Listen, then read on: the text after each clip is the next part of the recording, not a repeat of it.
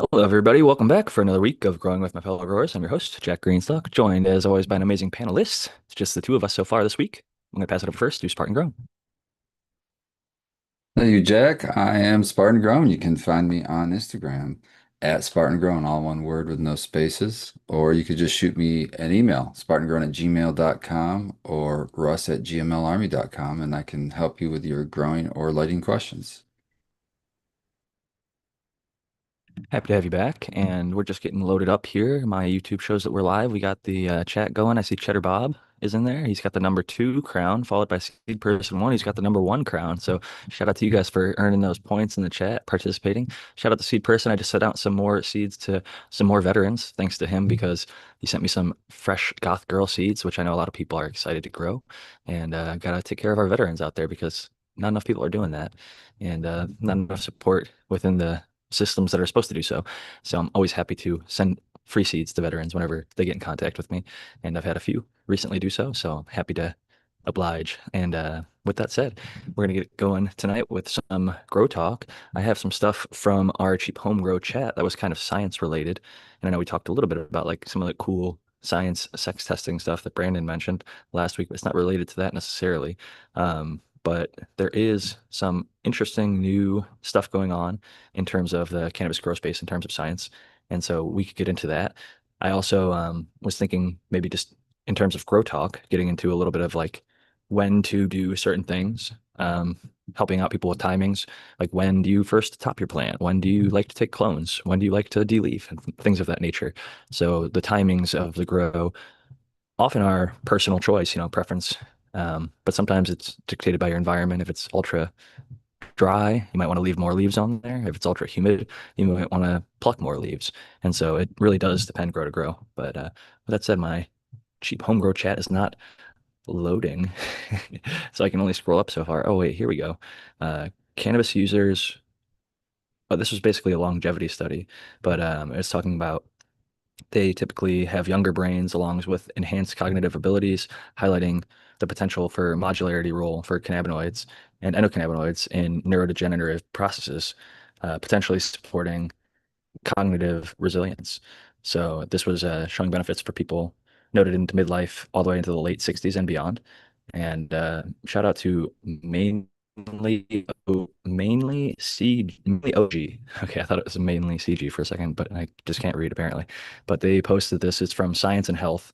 Marijuana users have enhanced cognitive abilities. Large federally funded study shows.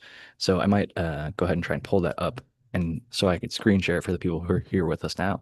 But I would say that's at least aligning with some of the stuff that many of us have felt for a while. And not to say that we should only look at data that agrees with what we think, but that would get us into our cognitive biases and things like that, and confirmation biases, I should say. However, I do think it is nice to actually see some studies and research being done to explore and show some of the benefits that maybe we have subliminally felt for a while, but haven't necessarily had the paperwork and the data. But even that's not true because, like as Spartan and others have mentioned, there's thousands of studies now. You just have to actually look for the data to find the positive things, whether it's pain, sleep, appetite. I mean, the list goes on and on and on. But I think just focusing on this one for a little bit, it is interesting to see another modern study kind of reflecting positively on cannabis use when for so long the stigma was and still is for many people that it's negative, it's going to harm you, it's going to make you less intelligent, less longevity, Yeah, that's etc. what I like the most about this study was it kind of pushes against that ancient stigma of that of like, oh, you're just a dumb stoner. And here is another study that shows that, it actually helps, especially obviously here later in life, to help keep you sharp. So, and I think a lot of that probably has to do with the inflammation that it can help bring down. But I'm sure there's something else going on and it'd be great to see, as the studies keep coming in, what exactly is going on, or maybe they can isolate something to make it even a better treatment than for somebody who suffers with a disease. So yeah, yay cannabis. I got to give a big shout out to mainly OG because they also posted the other piece of information that got shared through the cheap home grow chat that I just found. I'm going to go ahead and do a little share screen and we'll see if we can get this to work out for us. Share options, share sound. Okay, I'm going to do that. Alrighty, and we'll see if this works out. It's gonna show just the chat for a second. But then I'm going to click on this post from mainly OG and hopefully I can unmute it. That would actually make the sound go through. Determination has pinpointed an X-linked copy of the ACS gene, which is a key enzyme in ethylene biosynthesis, as the likely genetic switch for female flower development. Now, since ethylene promotes femaleness and this ACS copy is missing from the Y chromosome and males only have one X, males naturally produce less ethylene, and this can bias them towards male developmental programs. Now, in monoecious plants, those that bear both male and female flowers, subtle changes in this gene sequence or regulation could allow both flower types to form, and this would explain how hermaphroditism can arise in some cases. This discovery basically shifts the focus from a male-dominant Y chromosome to a dosage-sensitive hormone-linked mechanism sitting right on the X. Did we just locate the hermaphrodite gene? New research on So that is the post that I was referring to, and I just copied the reference, and I'm going to try and Google that and see if it's a publicly available article, and maybe we can go through that a little bit. But yeah, an X-linked sex determination mechanism in cannabis. It's on National Library of Medicine, an X-linked sex determination mechanism in cannabis and hop. So this is pretty interesting, and I think might be worth discussing because hermaphrodism is something that has been, I wouldn't call it a plague on the industry, but I would say it's been an underlying issue. You still find seeds in some eighths and ounces and quarters or whatever. Whether it's a home grower or a commercial setup, it happens. Whether they knew it or not, a lot of the times, I think they don't know because it could just be one nanner across the room underneath the canopy that was never seen. And then harvest comes and they're like, where the hell did these seeds come from? There is also the very rare slash possible thing of I mentioned it before in the past. It's called apomixis when a plant can self-pollinate, but it's usually just like one dark seed at the terminal tip of a cola, not like hermaphrodism, which would cause buds to be completely pollinated and things of that sort. But with all that said, I know we just did our intro and kind of covered a little bit of the topics, but we got another panelist joining us. Thankfully, always happy to have him.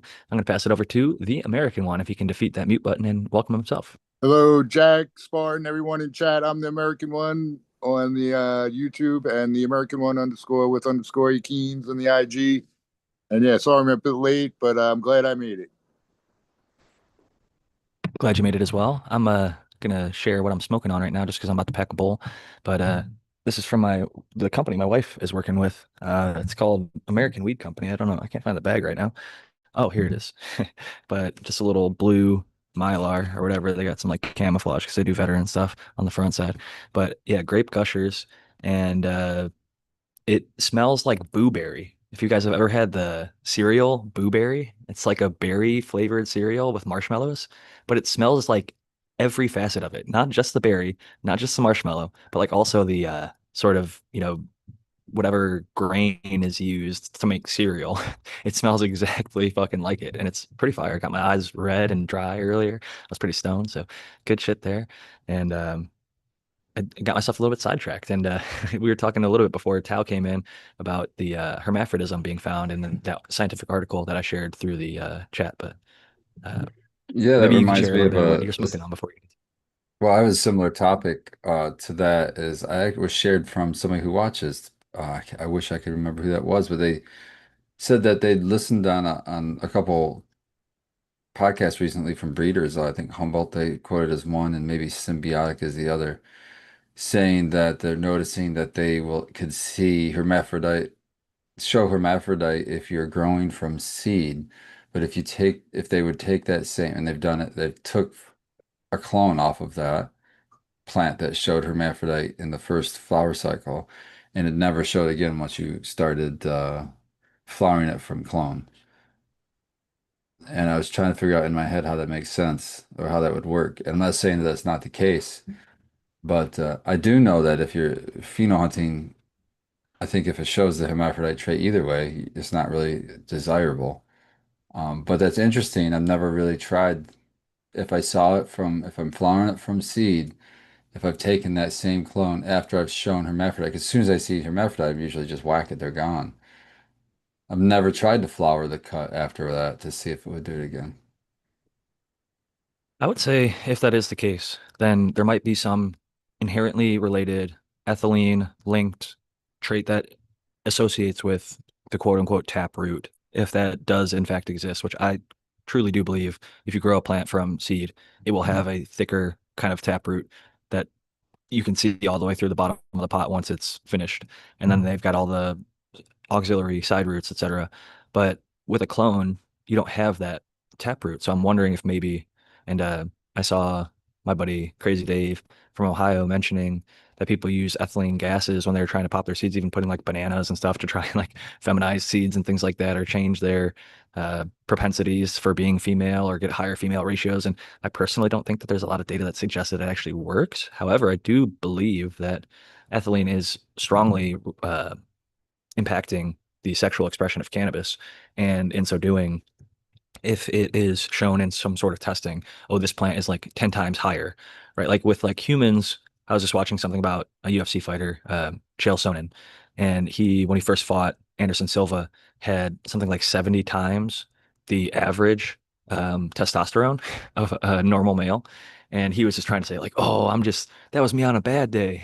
Like I just have superhuman testosterone. But it turns out he admitted later he was just juicing. He was taking steroids and additional testosterone, etc., to make himself stronger and bigger for the fight. But with the plants, I think if you could similarly do a test and say, well, this one's got 70 times the normal ethylene of a regular female that doesn't herm, then maybe, or maybe it's not 70 times. I'm just using that as an example or whatever. But maybe that is how they kind of came to it. And we do have the article. I was able to pull it up. Let me see if it's not the full article, but I'll give you guys the quick rundown. We can go over the whatever it's called, shortened version that kind of briefs you. The abstract is the term I was looking for. But here's the PubMed and abstract: sex chromosomes in cannabis and hop were identified over a century ago, but they're obviously visible. Okay, so they're talking about when you can actually see the expression, but now they're getting more into the numbers and stuff of how they figured this out. And then the ACS was the one thing that they're talking about, the amino cyclopropane 1 carboxylate synthase. So that's the ACS. That it's an X-linked homolog apparently that is involved in ethylene biosynthesis pathways, and it determines the fate of a female in fluorescence. Beyond sex determination, sex chromosomes contribute to the sexual dimorphism in ecology and physiology and have played a role in domestication and breeding of the species. Conflict and interest, What do you think this would mean conflict of interest for a statements grower continue. though? Like I could see maybe at a commercial level or a big or breeder level, but at a home grow level, is this something that's maybe trickled down to the home grower? It's going to give us hopefully better bred seeds with less hermaphrodites, but it's not like it's giving us something like, hey, we can take this seed and like maybe even sprout it and send a leaf sample and figure out if it's hermaphrodite before we flower it. Is it like that? Is that what they're saying? That's what I'm thinking. That's what I'm thinking because it's a gene, it's a trait or something that can be identified, just like they have figured out within the gene sequence of this is going to be a male, this is going to be a female to like 99% accuracy or greater. They hopefully will come up with an affordable test that initially, like most things, it starts at the commercial end of the industry, right? Like computers were first the size of your home or whatever, and then they eventually shrunk down to something that you could fit on your desk, and now they fit in our pockets. Most people don't think of cell phones as computers, but they really are basically a supercomputer compared to what was around 40, 50 years ago, even 30 years ago, if you really get into the brass tacks of it. However, I think yeah, we're gonna continue to see costs come down and availability go up. Brandon was just talking, like I said last week, about some spray that you could like spray and it'll like glow a different color under a certain like UV light to tell you, oh, this one's male and this one's female. It's like, damn, that's pretty cool because, like you said, you don't have to send off a sample. You do it right there at home instantaneously, and just the fun effect of like you kind of feel like a mad scientist, like getting to look at it under a different light, like saying, oh, this one did that. The whatever chemicals in there, I'd want to look more into and figure out does this have some sort of permanent impact on the plant, or is it just like a temporary thing that is used to diagnose? Because cutting off a little piece of a leaf when it's early in veg and sending that off to somebody and then them emailing emailing me saying, all right, numbers one, two, and seven are females, and four, five, and 10 are male or whatever. Um, that just works, and I don't have to worry about like more chemicals on my plant. So I think that would be one of the upsides, at least for continuing the leaf sampling. And I think that even PCR devices are getting more affordable. Like I'm pretty sure that the guy who does Farmer Freeman is just like a home grower who is doing this. Like you send him samples and he just cycles it and figures out the DNA and is able to tell you the sex. And similarly, hopefully, in the future, we'll be able to pop seeds and be like, hey, even though this is like a cookies cross, or even though this is a chem cross that might have a higher propensity for Hermes, these three won't herm because they don't have the ACS trait that is showing that they're going to have that, high amount of hormone that makes them likely to switch over to male during flower, even if it's just for, it could be a day or two. I don't know how long it actually takes for the floral cluster to develop when a herm is happening. I don't know if that's something that like happened the day you flipped, or if it's like during the stretch, it goes through like a bad day or something, or it gets bad light leak, or maybe too much of a certain nutrient, or not enough of a certain nutrient, or not enough water, etc. Too hot, uh, too root bound. I mean, there's a lot of things that I can confidently point to that will point turn people's plants into Hermes. And so I generally think that this ACS trait is probably buried deep down in almost every plant out there because I found very few that won't herm under any circumstance. Like if somebody says, "Oh, I've got a bulletproof plant, it won't herm under any circumstance," I'm like, "Well, how many people have grown it? Have 100? Have 1,000? Have 10,000?" It's like, how bulletproof is it really across different environments, across different nutrient regimes, across different training?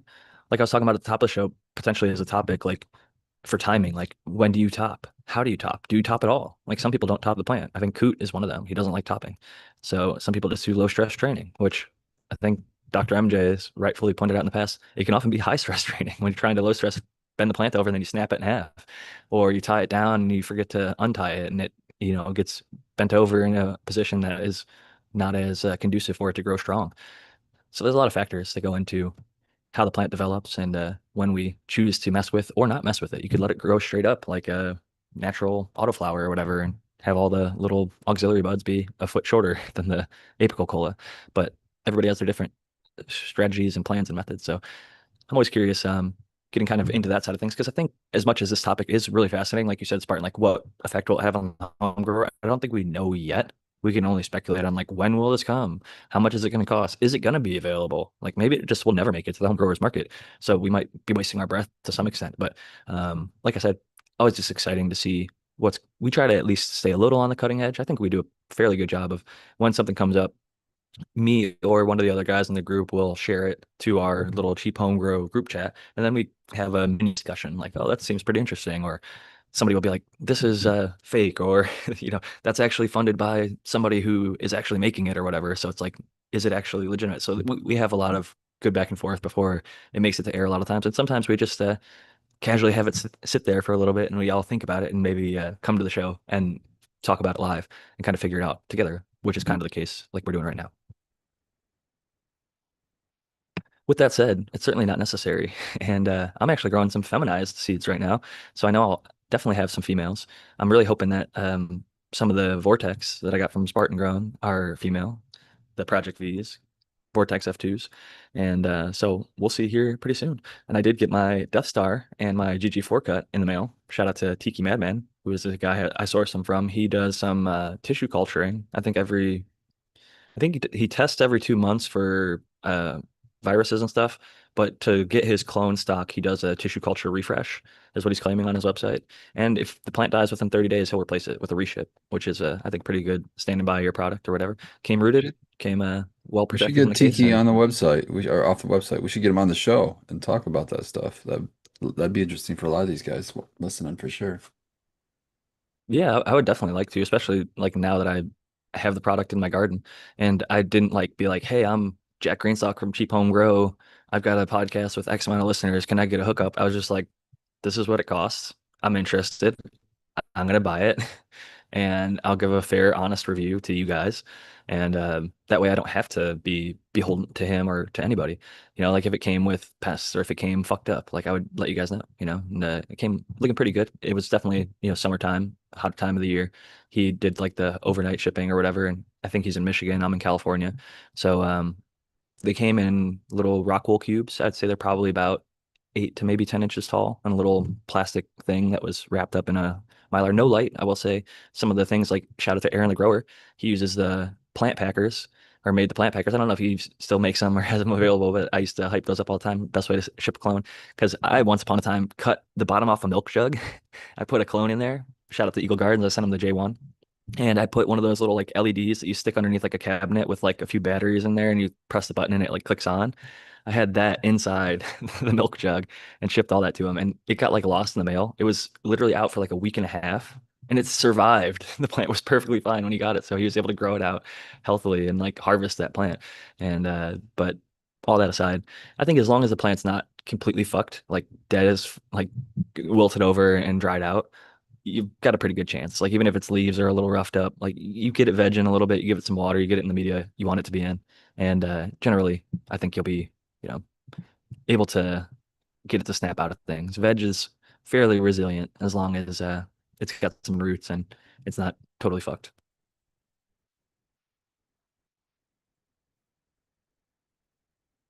Man, I've done just some cuttings and some aloe fronds and jammed them in there, put them in a plastic bag, and put them in a box with a little cool pack and sent it and made it to Cali.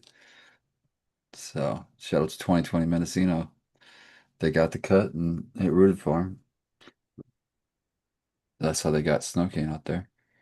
So that was cool. Definitely works. And that was, I figured I'd better off sending one that wasn't rooted because then it's just spending time trying to root instead of trying to really grow. And I sent it with no light because, again, I wanted to kind of slow it down. And everything was kind of cold. Like put a cool pack, just trying to slow everything down. So it worked.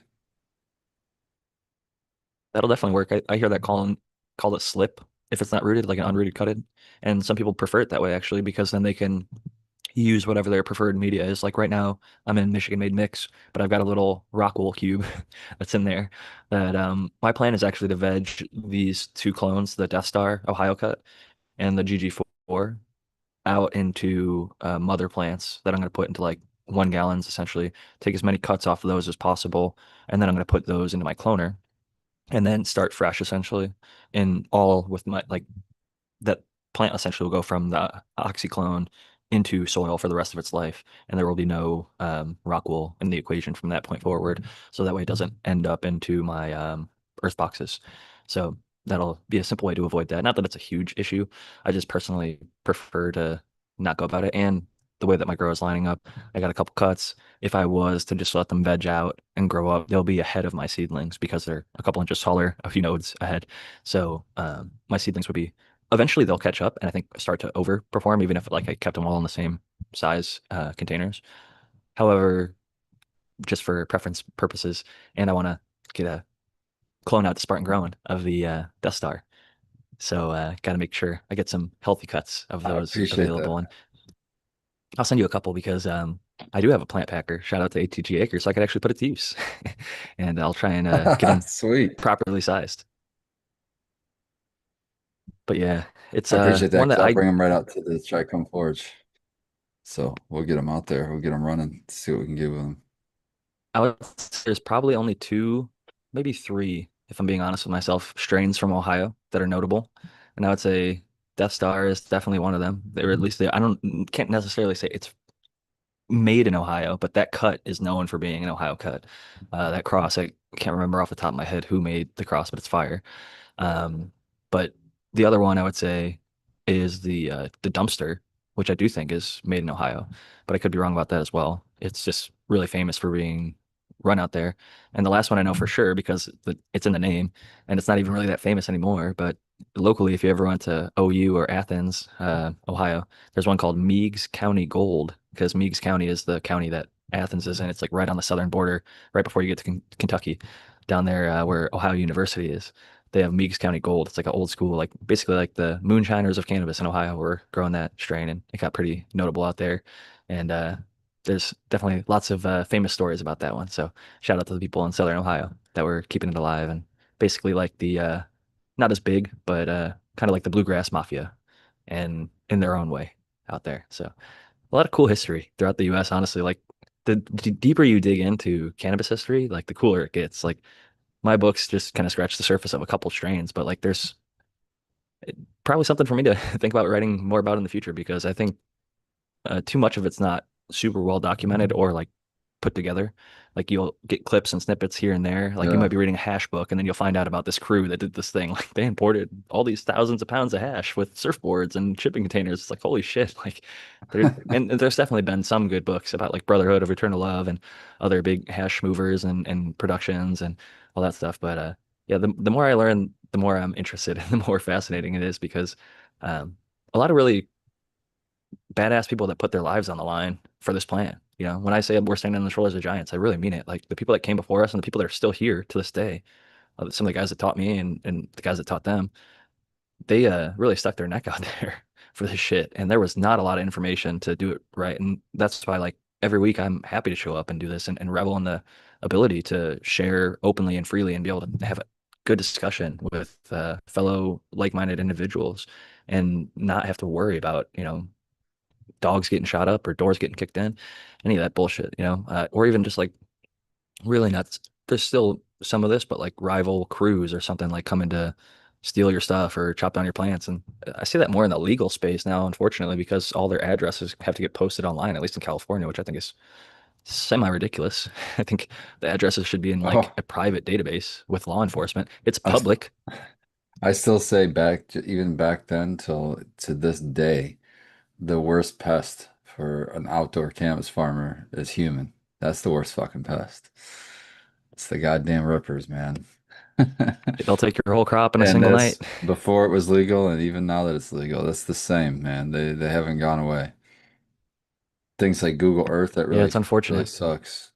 You know, they can kind of scout your spot from Google Earth from the satellites and plan their attacks, and so yeah, it's I don't know that problem's ever going to go away though, to be honest with you. I could see the best way to Well, fight there's one that way to make problem it go is, away. yeah, just let everybody grow weed, and hopefully then That's a better it's not. solution than what I was thinking. Yeah, yeah. You're thinking the solution that's the solution we take around these parts. Trust me, in Northern California, there's a lot of people that went missing and never showed back up because they went on the wrong farms and people defended their properties. And, you know, I'm not gonna say I feel one way or another because it's, you know, your land and somebody's breaking in. There's people defend their homes and their livelihoods. And some of these people that are coming in, it's not like you know, they're with their grandma's cookies and a glass of milk. You know, they're usually armed, whether it's with a gun or with They some come sort in of like with trash, machete to chop down yeah. the plants. They come in with trash bags and fucking trimming scissors. You know, they're up to one thing and one thing only. Right. And honestly, like a lot of people in Northern California, like that's how they put their kids through school. That's how they paid for their home. That's how they survived. Like it's easy to think like, oh, you're just taking somebody's plant, but it's like, I don't know, man. When you start taking people's livelihood away from them, there's a discussion to be had about how they react to it. A lot of people, you know, take the ultimate, you know, form of defending themselves. So it's a difficult situation and one that I certainly encourage people growing indoors as much as they can because you can avoid some of that and you can really maintain the quality and you can really get more predictability in terms of like what Spartan was talking about when we talked about the medias last week, like with cocoa and a commercial setup. If you just want to run a cut and get pretty consistent results, you can use the same nutrient recipe and the same cocoa and the same this every single time and get as close indoors, even more so than a greenhouse or any outdoor situation. You're going to be able to control a lot more of that. And so there is benefit to being inside, although I think a lot of our ecologically minded hearts are thinking, or environmentally friendly people out there would prefer to not have to use the electric load because now with like AI and electric vehicles and all these other loads on the grid, there is more demand as you know, we need more even just for basic stuff for people to have a refrigerator or air conditioner or whatever it is they need to survive. And then you start adding additional things on top of that when, like in California, we have amazing weather, but 67% of the state can't grow outdoors because it's illegal. So they still have to worry about risking law enforcement coming over to their door. And, you know, granted, it's more of like a slap on the wrist, a fine, and making you chop down your plants or handcuffing you while they chop down your plants. Like we saw Mendo Dope have that happen to him a few years ago over some bullshit kind of misunderstandings and plant counts and licenses and zoning and this and that. But um, never like to see that, as I was talking about at the top of the show. Um, Kind of one of the reasons I was maybe thinking about timing was thinking about like in California we have 6 plants. I think Michigan you can get up to like 72, but what's the basic? Is it 12? 12, yep. 12 per household. So like So it doesn't matter how many adults are in the household, but one adult can have 12 rec plants, and then they could also get a medical card and have 12 medical plants, but they have to be separated. So one person could technically have 24 plants if they got a medical card and nothing else. And then if you wanted to have even more plants, you could sign up to be a caregiver and grow plants for other medical patients. And you can get enough to get a total of up to 72 plants by providing for up to 5 other patients. So that's how it works. I certainly think that's a lot more freedom than a lot of states have. I know like California in the medical, unless you get like a limits exemption, it's still 6. And the recreational doesn't. I think it maybe offers you 6, but I think you might need a medical card to grow at all, depending on the city. And that does make for some more challenging situations. Like if you could just grow as many as you wanted, you might grow more plants and smaller plants. And one of the reasons I was thinking about this on top of the timing is maybe another whole entire show topic, but like the ultimate consistency versus the ultimate variety. And like I was thinking with like a 6 plant count for like California, the ultimate in terms of like consistency would be like a monocrop, right? In terms of like that end of the spectrum, like you're growing all one strain, you know the clone, you take 6 clones of a plant that you love and you fill your whole entire tent with it, but then you get no variety.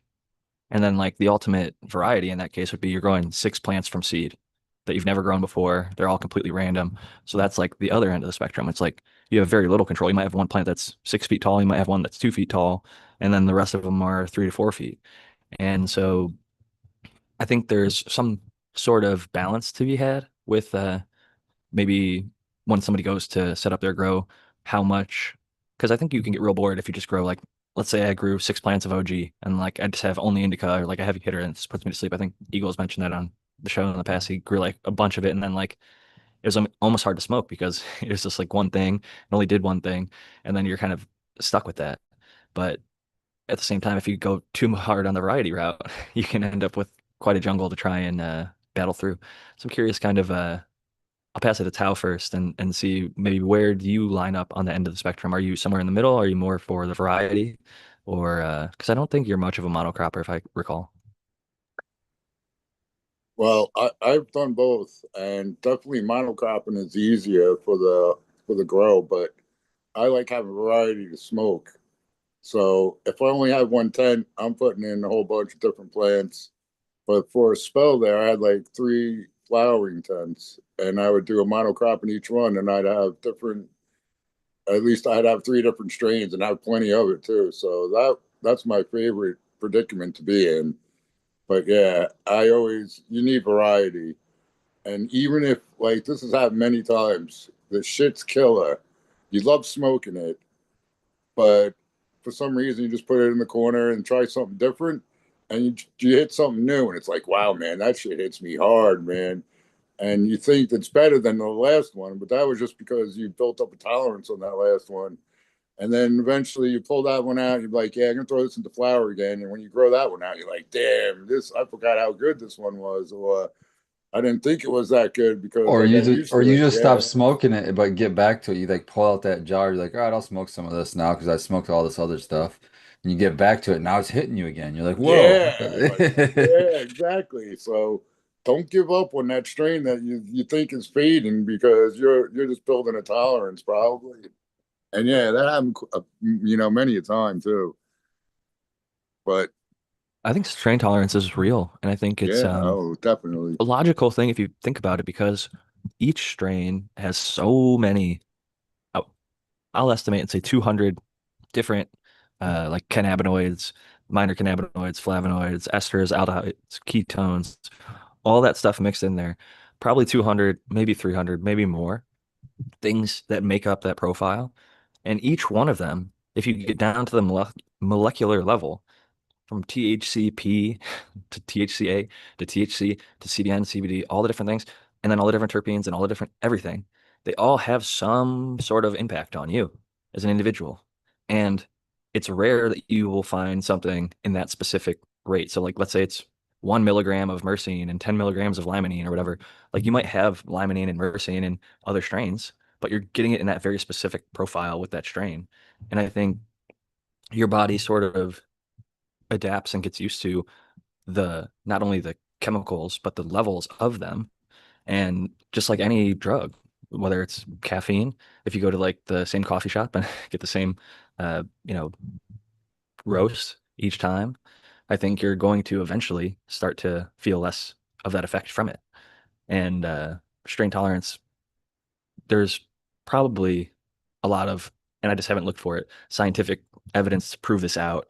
I know with like opioids, or even like now there's these semaglutide drugs where people start to take them to lose weight and then they have to scale up their dose and scale up their dose. Eventually it stops working as effectively. They might have started at 2.5 and then they go to 5, etc. Same with like an edible. Yeah, I was just gonna say I know a couple people that are on that pain management, and they get like real drugs from the doctors, and they build tolerances to like that stuff. And when they switch, they get wrecked. Like they'll switch to a different one, and they'll be like fucked up for a couple of days before they get used to it too.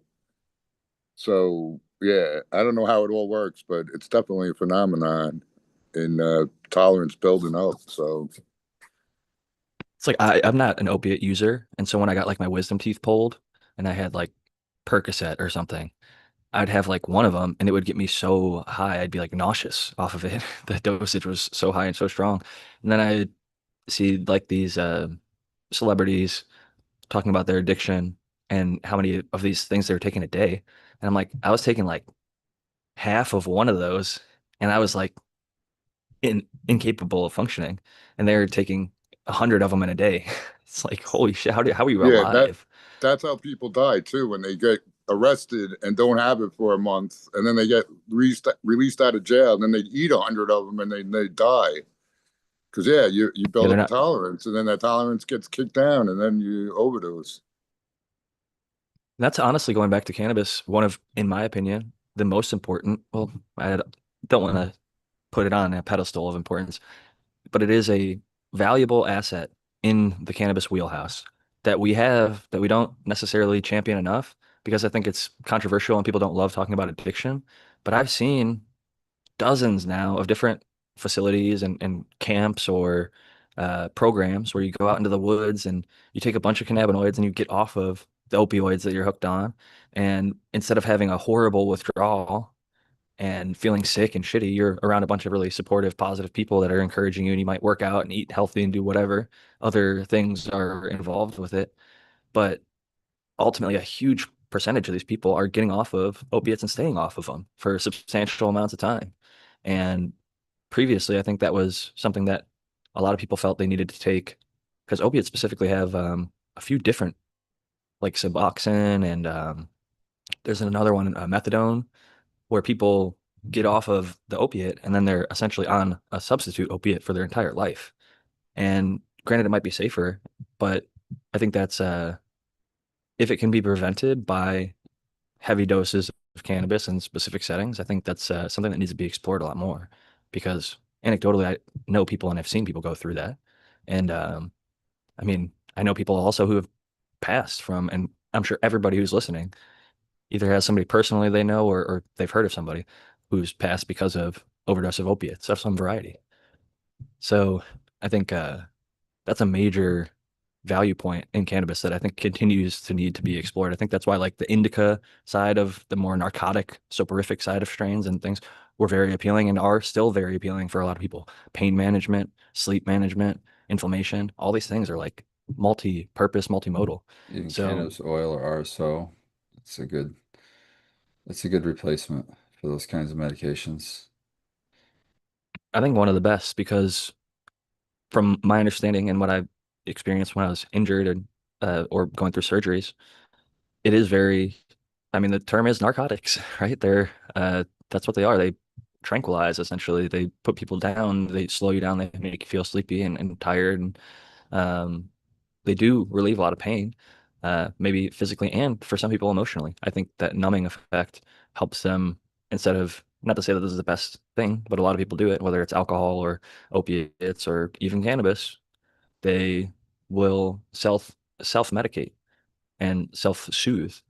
And I believe I think almost every strain of cannabis, for me at least personally, does a great job of making anything that I think is overly, like if you had to put a stressor on you on a scale of 1 to 10, and it's a 10 or a 9 or an 8, cannabis always knocks it down 3 to 4 notches, where it's like, yeah, it's an issue, but it's not the end of the world.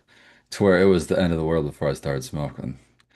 So, whatever that effect is, I think cannabis is fucking the best at that kind of a thing, to where it's like it lets you get through some stuff to where, it gives you a perspective, like an outside perspective, and you can look at your problem and maybe solve it or get through it or think, hey, it's not, you know, I went through harder stuff than this. This isn't even that bad, or oh wait, here's a solution I didn't even think of, or no, no. I often find that with cannabis, it helps me with those th kinds of situations. I had a buddy who would describe it as like if you're in the car and your volume is up a little bit too loud on your car and you just like dial it down. Uh, that's kind of how he described like cannabis with his stress. Like if he had like some his bullshit dial or his stress dial, he said like smoking just like turned it down just like a few notches, just like you were describing. And I think that my mic's messing up a little bit. I think I don't know if I'm cutting off. You're coming through okay. I'm catching everything, I think. Oh, okay, cool. It was my Yeah, look, headphones. My you're all headphones weren't good. all the way plugged in, so I wasn't hearing myself. I was like, "What is going on right now?" I pulled my headphone cord a little bit with my foot when I was relaxing back a little bit there. But yeah, I think that that always kind of stuck with me because I felt that way definitely in life, where and I've had a stressful moment. And like if I'm at home and I'm able to, like I can feel the stress. I've seen like shirts that say like. Um, Inhale like the dank and exhale the bullshit or something like that. And I really feel like as you're exhaling, it's like that quick. Like that's one of the beauties I think of smoking or vaping is the rapid onset. An edible or RSO are so amazing for a variety of reasons, but I love smoking or dabbing or vaping or whatever because the instantaneousness, like you're feeling But it right this, now. but I It, also head love that change. there's still a ritual. There's still a ritual to any of those ways of smoking. Even dabbing, you think that's fast, but there's all this bullshit you do before. You're making sure it's clean and you're heating it up and you're doing all this bullshit. But what's great is that ritual because it takes you out of wherever you are. You're going out, you're getting away from a situation, you're sitting down and you're putting your mind on something that you know what you can do, and it's focusing on now. And it's letting you just sit there and process the situation and then take your hit, whether it's a dab or a couple bong rips. And I think that helps a lot sometimes just to remove yourself from a situation for a minute before reacting. So I wonder how much sometimes just that little ritual of, okay, I'm gonna go sit down in the other room. I'll be back. You know what I mean? I wonder if you just went and sat down in the room for that same amount of time and didn't do a hit or a dab and then got up and walked in the other room. I'm sure it's helpful in just that way. So I think Cooler that's heads what's prevail cool. with time for sure. Yeah, yeah. But I do think Yeah. there is something to the ritual, and I do think with other drugs that can be why they're so addictive. And I don't want to make this a political thing, but they're attached to the former president. But I watched the former president's son, Hunter Biden, was talking about smoking crack cocaine and why it was so addictive. And he was talking about like the hand to mouth and just that clip. It was like a 3 hour interview. And I confirmed that it was actual real footage, and Joe Rogan reacted to it, and a bunch of other people have kind of commented on it. So it's not like a new thing. I'm sure people, but I just thought it was actually kind of, it's weird to say like to hear somebody eloquently speak about smoking crack. But definitely he was when he was describing it, it reminded me actually a lot of why cannabis can be so enjoyable. And not that the drug itself is addictive, but I do think that there's like process addictions, whether it's like masturbation or gambling or other things, people get hooked on. like the actual smoking, whether it's like the rolling and smoking joints, packing up bong bowls or other things like that. That process and like the lighter, the flick, that sound, it's like ASMR and like seeing that little flame. There's something I've always been a little bit of a pyro. I grew up around bonfires and just not that I've ever set anything on fire, but I loved fires. Like I like the warmth of it. I like the flicker of it. It's just like a very natural thing. Like every Christmas we had a fire and we'd burn all the whatever the wrapping paper to get rid of it. That was our methodology on the whatever. But I think that coupling all those things together, he was saying like hand to mouth, like from when you're a baby, you're like sucking your thumb, you're these things are attached. And so like with a pipe, bringing it hand to mouth, it's like one of those fixations. It's easy to kind of inbreed into our natural processes. So smoking, whether it's cigarettes or cannabis or other things, it can be tough to kick for a lot of people because it's such a strong habit forming thing. And there is a ritual. Like I pack my bong bowl a certain way every time. And I've got my little methods, making sure that there's no cat hair in there. I've got my little spike here to help knock out the bowl. I've got my little ashtray, and yeah, everything is sort of a process. And I think there is something calming to that. I work with kids on the spectrum, autism spectrum, I should say, and a lot of them really benefit from regularity. And I think kids in general, but I work with the young adults and people of all ages. And regularity for most people, I think, as much as like I do like to travel, I love getting home and sleeping in my own bed. I love, seeing my cats. I love knowing the streets that I'm driving on. I picked this area to live for a reason. Some people were born and raised where they're at, and that's fine too. And they haven't left because they, enjoy it or can't for other reasons, whatever. But I'm super happy where I'm at. And so even like traveling, as much as it can be fun, I think regularity, even for typical people, can be something that we benefit from. Plants benefit from it, animals benefit from it. I think everything sort of benefits from a little bit of regularity. And so, uh, kind of lost a little bit where I was going with that. But yeah, I think whether it's, smoking becomes part of your regular daily habit, or, using it, you might wake up and take a little RSO drop, or tab, however you go about consuming it. I know people that dab RSO. I used to be one of them. you know, I think it's a little bit harsher on my lungs than a lot of the concentrate available today, personally, and it gunks up your puff coat a little bit more than a typical rosin or uh, BHO would. However, I mean, if you got a banger and you're torch dabbing still, I'd fucking dab some RSO with you someday if you're out there still doing that kind of stuff. But yeah, careful with the temperatures, I will say, because I think that's one of the things that at least I overlooked in the beginning, and I think a lot of people did for a while and just don't know. When you're heating up that torch dab and that thing gets red hot, like if you're not using a little temp gun to figure out what your nail temperature is, you might be dabbing potentially like caustic terpenes at really high temperatures. That's really harsh on your lungs and throat and stuff over time. And I think some of them can even turn into like cancerous chemicals. I could be wrong about that, but uh, yeah. So careful with the hot dabs, but definitely don't be afraid to dab RSO if you got that kind of setup. Terpenes are used as cleaners when they're concentrated, so I can 100% believe at too hot of temperatures they can be dangerous just as well. And with that said, I still think it's probably a lot safer than a lot of things out there for people. So if they're going to be smoking anything, whether it's Yeah. crack, cannabis, or Okay. cigarettes, of those three I'm gonna go. C's, I'm going to go with cannabis every time. Me too. I'm gonna go with cannabis all the time. I grew up and everyone would say crack is whack, and I Yeah. tend to agree. I think it's can be very harmful to a lot of people's lives. And watched an interesting documentary about the mayor of Toronto. Oh, he was busted for smoking crack on video while he was mayor. May Mayor Barry. And then was Yeah, real Marion Barry too. Marion Barry. There's a strain named after him. And I think I think he was reelected, wasn't he? That almost happened in Toronto's case too. The guy like what he Yeah. got elected because he went out and just like shook everyone's hand, gave him his phone number, and if they had a problem, he would like actually go out and try and help them. So like everyone for the most part loved him of all backgrounds. Like it didn't matter the ethnicity or gender or age. Like for the most part, the people that supported him loved him because he was a person of the people. And it just goes to Hey, show that like when you're doing crack, you get a lot done. Yeah. I think He it was was just honestly he wasn't sleeping. I think it was honestly he was like kind of overweight, the mayor of Toronto in this case, and he was just like Yeah, drinking a lot of booze and like sometimes he would smoke crack when he was fucking partying a little bit too much, and maybe he did get hooked on it, but I think the majority of the work that he was doing was beforehand. But it's interesting. I think it's something wrecked, shipwrecked or something. I don't know. There's some documentary recently on Netflix about it, but shout out to OG or Fragrant Fellowship. He I think is near Toronto, and I always whenever there's any Toronto related content because he sends me some Toronto Ants stuff. But we're getting off topic here. Uh, Good weed up in Yeah, Toronto. I had a question from Chad that I wanted to get to an answer from Growing My Life Away 918. And the question was, do you decarb before putting your material in Everclear? And how long is the best length of time to leave in the freezer before straining? Now, all of my RSO that I'm making or my cannabis oil that I'm making, I'm considering it um, medicinal.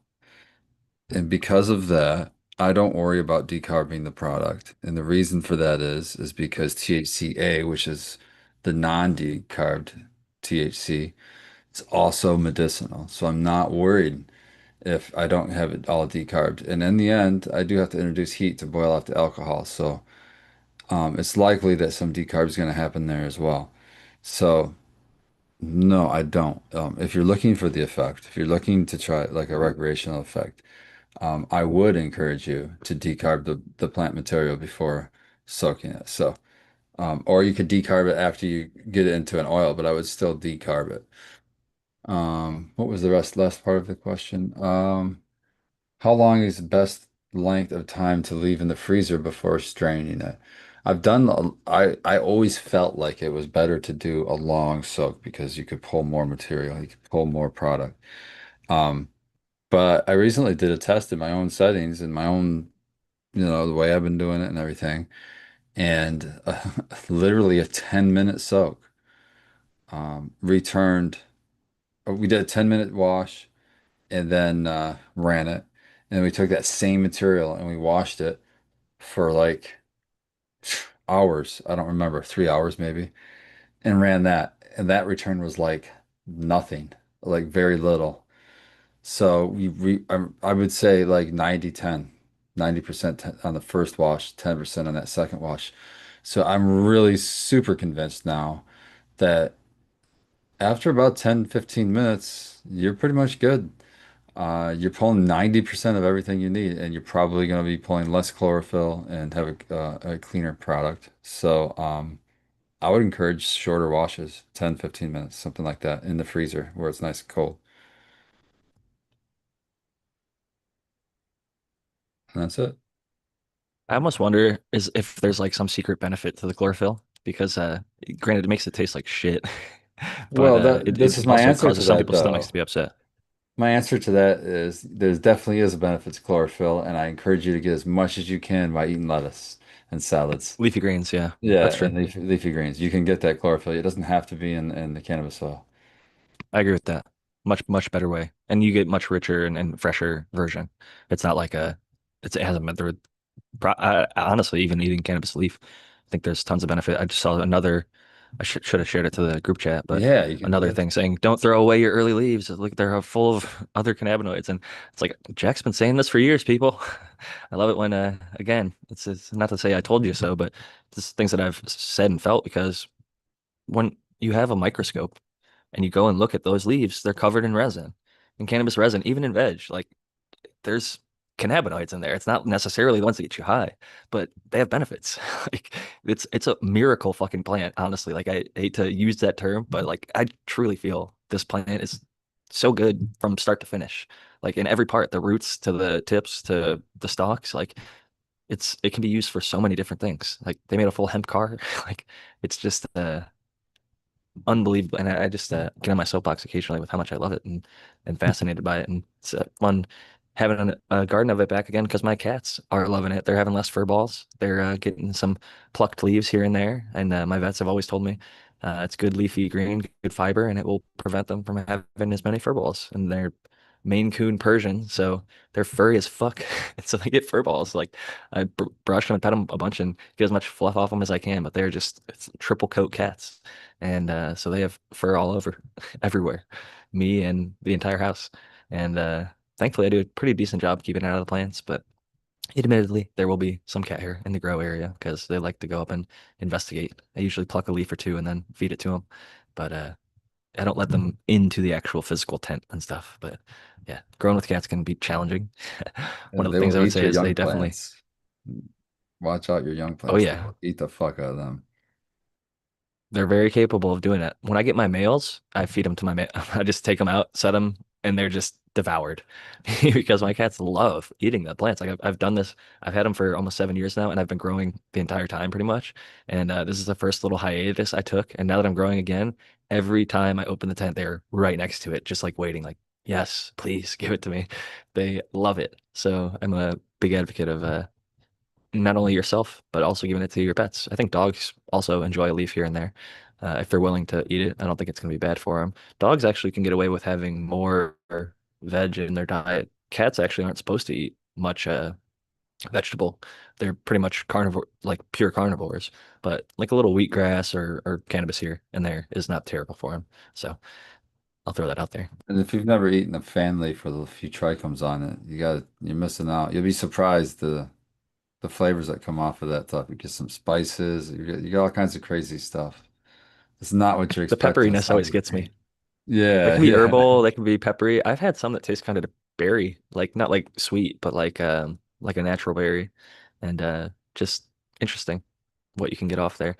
I'm also interested in like the both GG4 and the Death Star both smell very strong and they're only, you know, about the size of my hand and they both stink already. Like I open up that portion of the tent and I'm like, "Damn, dude. Like Yeah, what the dude. fuck?" Like they're That's not how you even know they're close to good. flower. When they're reeking Yeah. early, that's how you know they're good. They're legendary cuts for sure for a reason, you know. And that's what I've always felt is like if you don't have something like that, like I struggle to keep it unless it's the best thing that you have and like nothing else in your garden is doing that yet. Like don't hang on to stuff if it's not absolutely fucking flame because there's so much good shit out there. Don't be more mediocrity.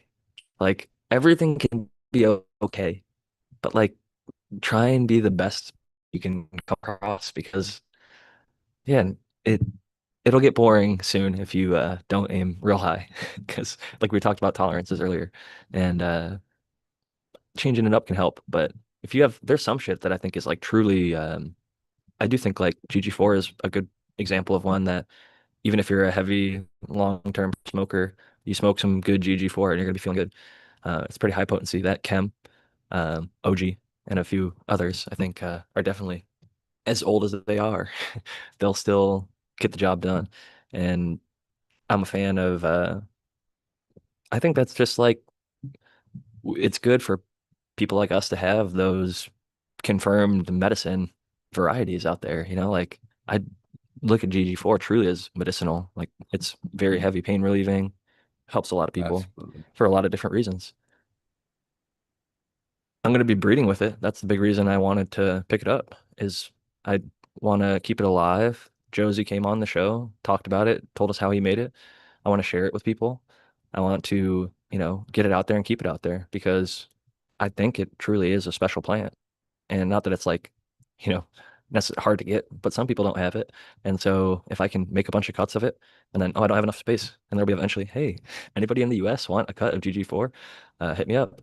And, you know, if you are one of the people that listen to the show, that could be hopefully something that you'll look forward to coming up here in the next few months because I truly believe in overgrowing the world and overgrowing the planet. And I want to get the Death Star out there as well. Spartan will be one of my first test subjects of getting live cuts out there to them and you know being a person of my word and getting as much good cannabis out there to as many people as possible. Not just veterans like I mentioned earlier with the seeds, but just anybody who has an interest and a want because whether you do it in a different media than I do, I don't care. We're all on the same team. Like growers have to be together.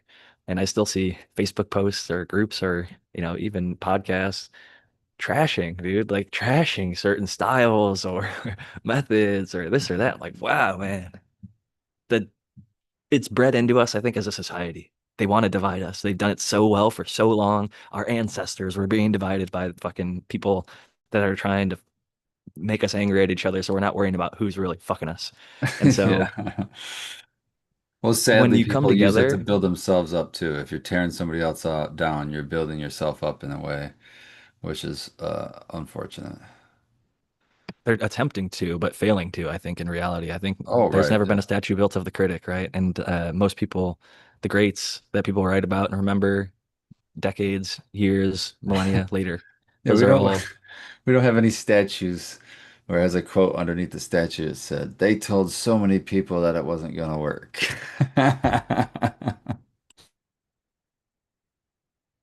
that's very true. Very true. I think that's why I'd encourage even like the crazy stuff. People would be like, "Hey Jack, I want to do this and that." I'm like, dude, have fun.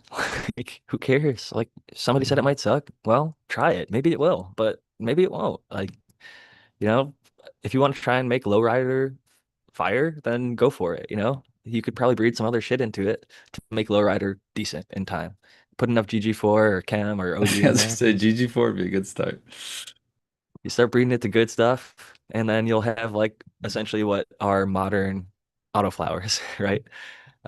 Which shout out to like Marcus Green Thumb and others out there who try to continually encourage me to grow them. But as much as every year I reflect and think maybe this will be the year that I'll grow an auto, this might actually because I've got this little different tent set up and as two veg spaces. But honestly, I'm just like I'll go fem. Fem is fine. Like you can get a plant from seed to harvest in 100 days or less with a photo period. And if I like it, I can keep it forever and breed with it regularly. And so like the autoflower thing really where it limits itself for me is because I love the different strains so much. If I found one that I loved and I couldn't hang on to it and I could only like pollinate it with something at best, but like at worst, you don't even know it's fire until after you harvested it, right? And then you're like, oh fuck, I never did any work with that thing. So I think they would really set me up for some disappointment, even if I found fire in that regard. You can ask the question in chat. Do you have some of the Lilac Diesel by Banana Autos? Seed person, shot seed person. I think he may have sent those to me. I would have to double check because I know I've got a few different things. So I'm pretty sure that I did get those from you, C person. I've heard lots of people saying good things. And you know what? If I was going to do it, and this would be no offense to you, C person, or anybody who sent me autos, because I got a bag full of Fire Mephisto crosses from somebody a while back too that I really should germinate because they're like rare and older and were high value and good quality even back when I got them. But aren't photo Um, period. So there's a difference.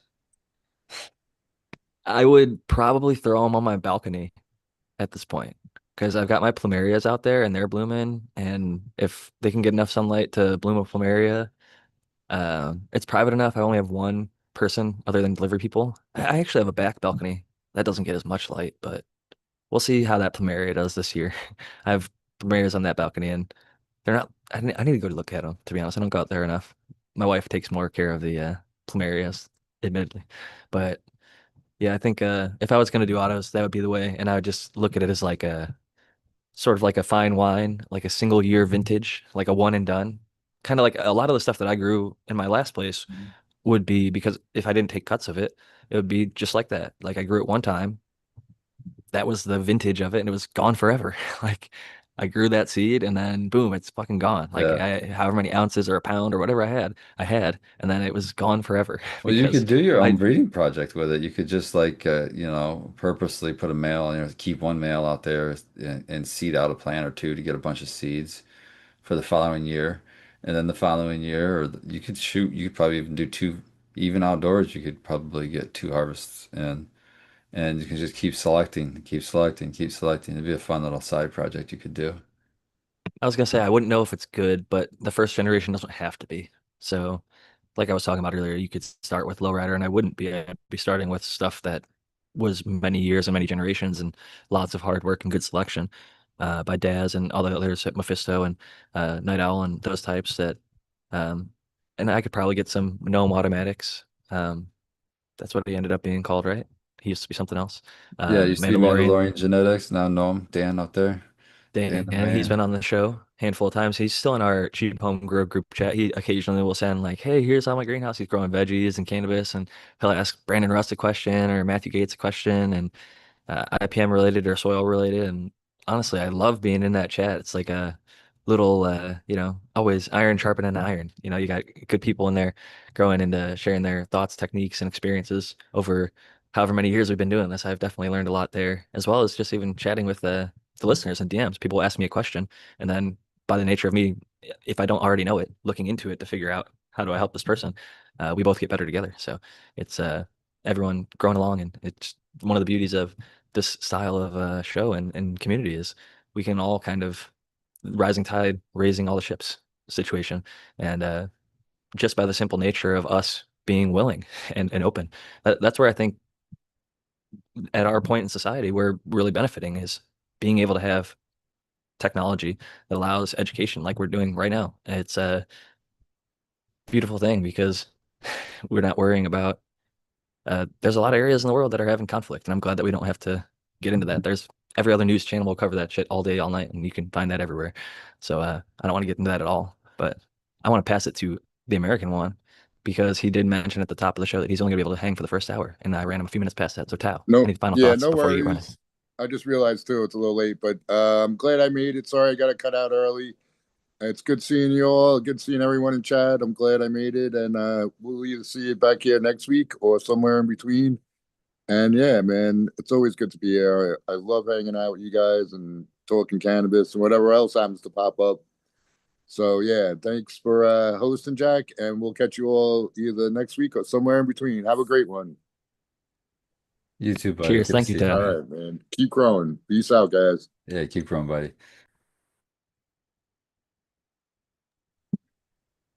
Fucking love Tao Feels too, good man. having a garden going.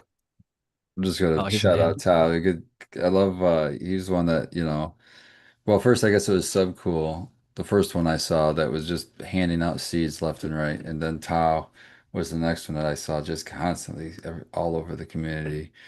Big shout out to Tao because he's the one that walks the walk. He doesn't just talk. He does. Not only do you want to see people growing, you're getting those seeds out to people so they can do it. So much love, man.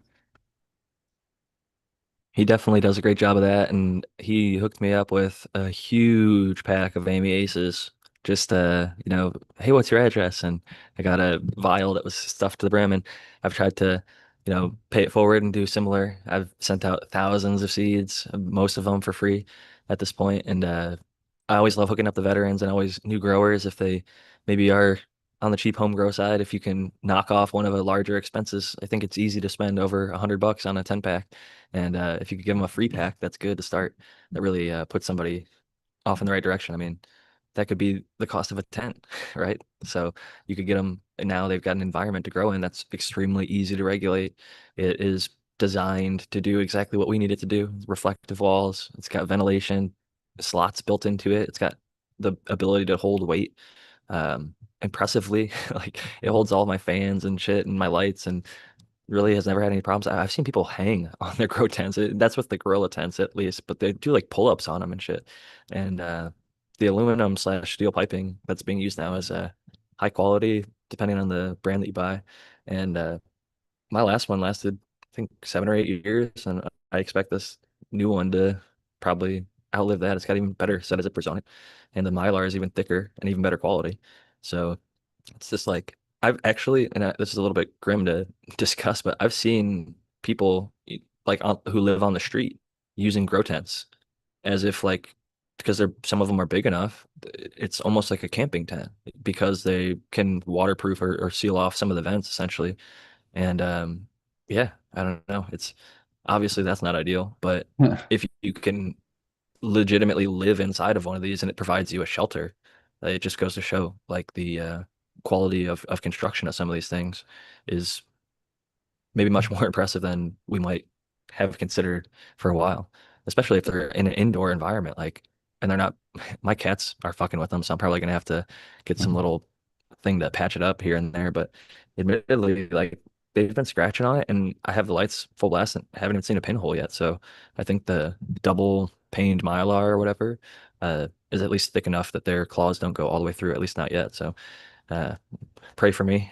I hate light leaks, and I do believe that is one of the causers of hermaphodism. We talked at the top about potentially finding the ACS chromosome or whatever and rooting that out. But if you ask Jack Greenstock, work as hard as you can to have a light, tight environment. If that means buying a good tent or building a grow room, or like when my old tent eventually got scratched through on the front, I would put a panda film over because it was three walls in, and then the other side of it was a closet door. So it would open up. I would just roll a thing of panda film all the way over the front of the tent, all the way over the top of it. So that way I had no concern ever. It was pitch black in there all the time. Even if the cats tried to scratch it, it was thick enough, it was far enough actually off of the thing. I didn't have any concerns. And the entire time I was in there, never had a single herm over a 7 year period. Not one. And I grew not 100 strains, but at least 50 different strains and just grew them in different medias and in not always in perfect environments, a lot of hot summers without air conditioning and no herms. So goes to show light tightness. And admittedly, I'm very picky with my breeder selection, so that helps. Um, Pick good breeders if you want to find some. Aromatic dot Achenes, Achenes on Instagram. Everybody that I follow on there is a breeder that makes good genetics in the cannabis space. There's only like 40 of them. So I just made that account uh, so that I could be like, hey, go check out this account. Anybody that account follows makes good seeds. And you could Oh, that's that cool. way, have a already pre-vetted list, people that I've grown, or if not me personally, one of my friends has personally grown it, and I've gotten to smoke the material, and I can vouch for, hey, it was a good plant, good smoke. And there's thousands of people at this point. There's breeders that none of us will ever know because it's so hard to like, Yeah. where do you go for exposure? Like, my wife works for a company that puts a lot of money into like cannabis events, and like they sponsored like Cali Vibes Festival, like a pretty big festival in California. But like their Twitter account is like smaller than mine. And it's just like, what platforms do you spend effort on? Because like they've had Instagram accounts get Because deleted. you're more So popular, Jack. That's why. You can't help it. I'm so famous. I also I'm not ashamed to follow more people than follow me, but I'll follow a bunch of people. Like if you grow cannabis, I'm gonna follow you. If I find your page and you're growing, I'm following you. I don't care if you're the newest grower or the 50+ year veteran. I will follow everybody in between because I can learn something positive or negative from everybody's grow, or just something cool and new. Like that yellow skunk farm, it keeps popping in my head because I'm like, He's I've awesome. seen That was a thousands Josh of fan. grows, and I know one yellow skunk farm. There's exactly one that I've seen. I don't know anybody else. I've seen some other pretty cool indoor setups, not quite that extravagant, but I have seen some very badass indoor grows. Shout out to a lot of you. And on the outdoor side of things, I've seen some amazing shit. Like some of the polyculture folks out there who plant, they're living just closed loops, growing all their own food, growing all their own cannabis, beautiful gardens, beautiful families. Shout out to those folks out there that are doing that and able to make that happen because it looks like the Garden of Eden. It's like it's a paradise on earth when you see those places. And I think it's a source of health, which in my opinion is a source of wealth because health is fucking wealth. If you don't have your health, you don't have shit. Ask anybody. I bet you if Jeff Bezos or Elon Musk or any Bill Gates, any of the billionaire, zillionaire, anybody out there who's probably got more money than them and isn't listed, if they got some stage 4 cancer tomorrow, they would be begging for their health back and they would try anything, probably up to and including RSO, and it might save their life. I know a guy who, granted, he's not that level, but was stage 4 lung, and he's the only guy who is alive 5 years later in his Mayo Clinic group, and he went as far as to use cannabis, RSO specifically. And as soon as he used it, his tumor shrunk in half in like 2 to 4 months. I can't remember the exact. And then he was cancer free within like 6 months to a year. And he's been in remission now for a while. But and I know Spartan's helped others with that. We're, And not everybody makes it through, but it provides a lot of peace to even people who end up passing that are struggling and would have probably had a much worse go of it without cannabis. helps a lot of people though. It really does. It helps a lot of people, and I always encourage it. And that's I've talked to other people that make cannabis oil to help patients, in the state and out of state. And one of the things that people share is like, man, I hate even giving it to somebody who's like in, 1 foot in the grave kind of a thing because they've tried everything else and then at the end, a last ditch effort kind of thing, they want to try cannabis oil. And I say, give it to them. What do you have to lose? Worst it's going to do is work. I mean, and worst it's going to do is not work. The best it's going to do is work. So, and nothing else has worked. So, you can't do worse than what they've already done. It's still worth it. If they don't take it, and another one is if, so you offer to somebody and or you get the feeling they're not gonna take it. Well, it doesn't matter. Your conscience is still clear. You've still given them the ability to heal themselves. You can't, walk that walk for them. They have to do that themselves.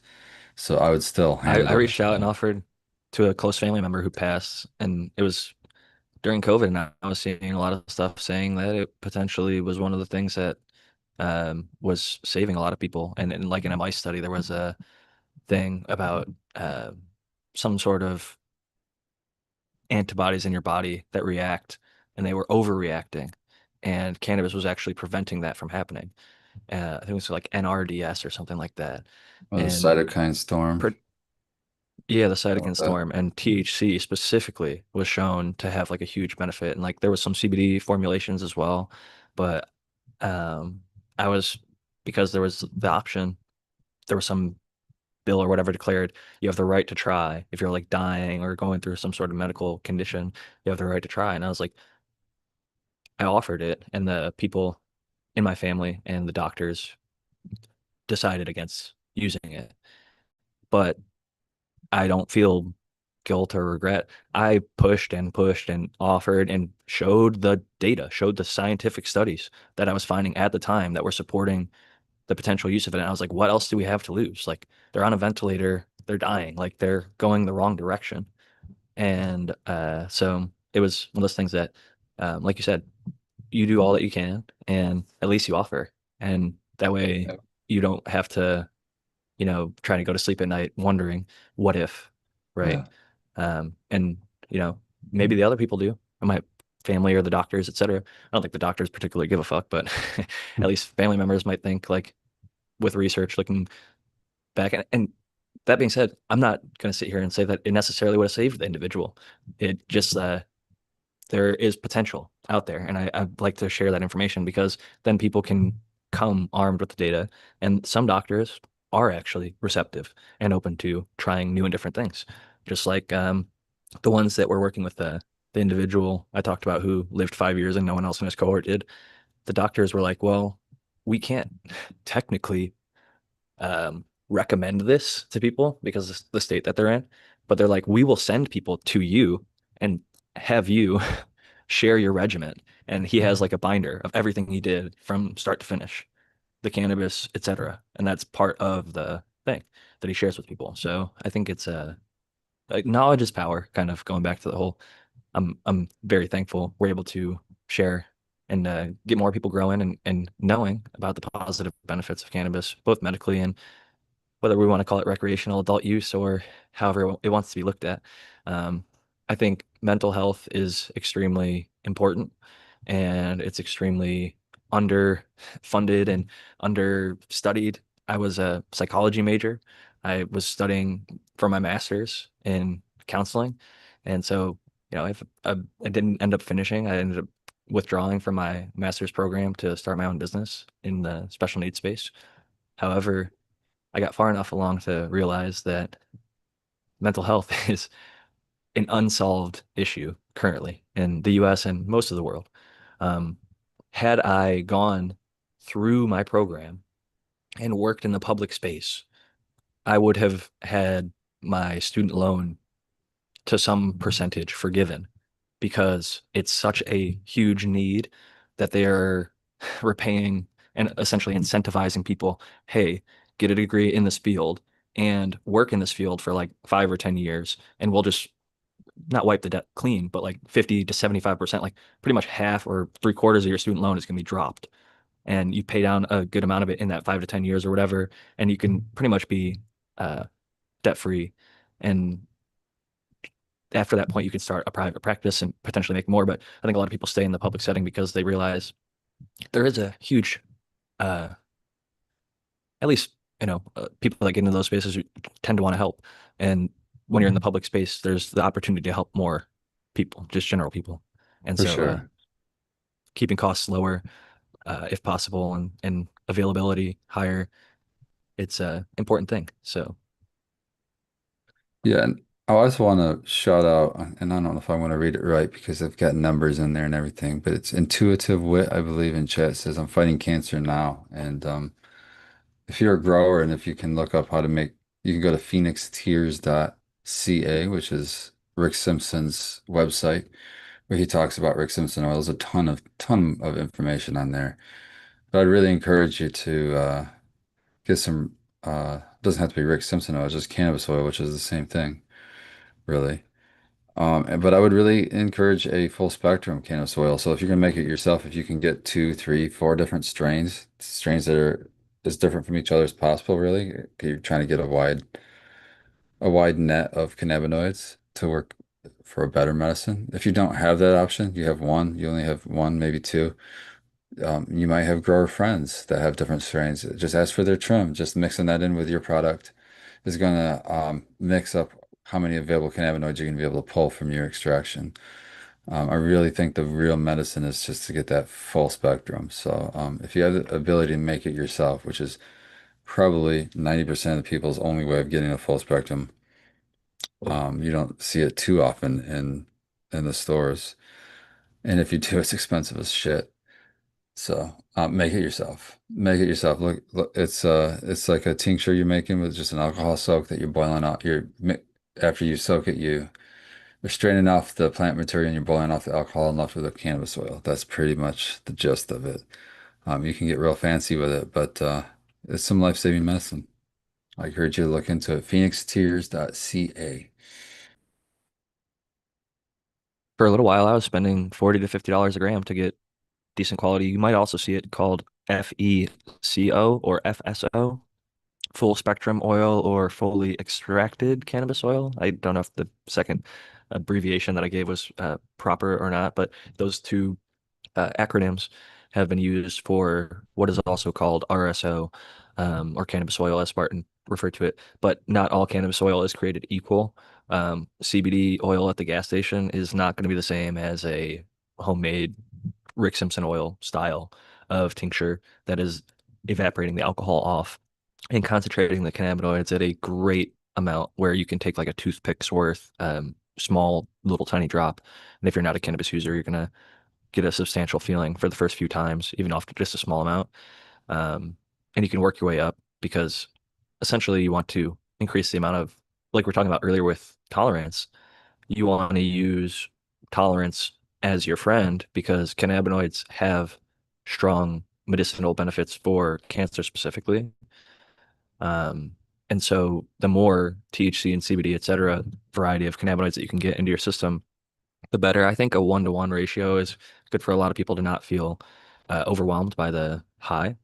But any amount of THC and CBD, if you get some CBD in there, I think it will prevent you from being as overwhelmed if you just have a pure THC or high THC RSO that you might see marketed. Like California, we have high CBD RSO, high THC RSO that might be sold in the legal market. Depending on what state you're in, you might not have access to that. And like I mentioned, $40 to $50 a gram for like the stuff that might actually be.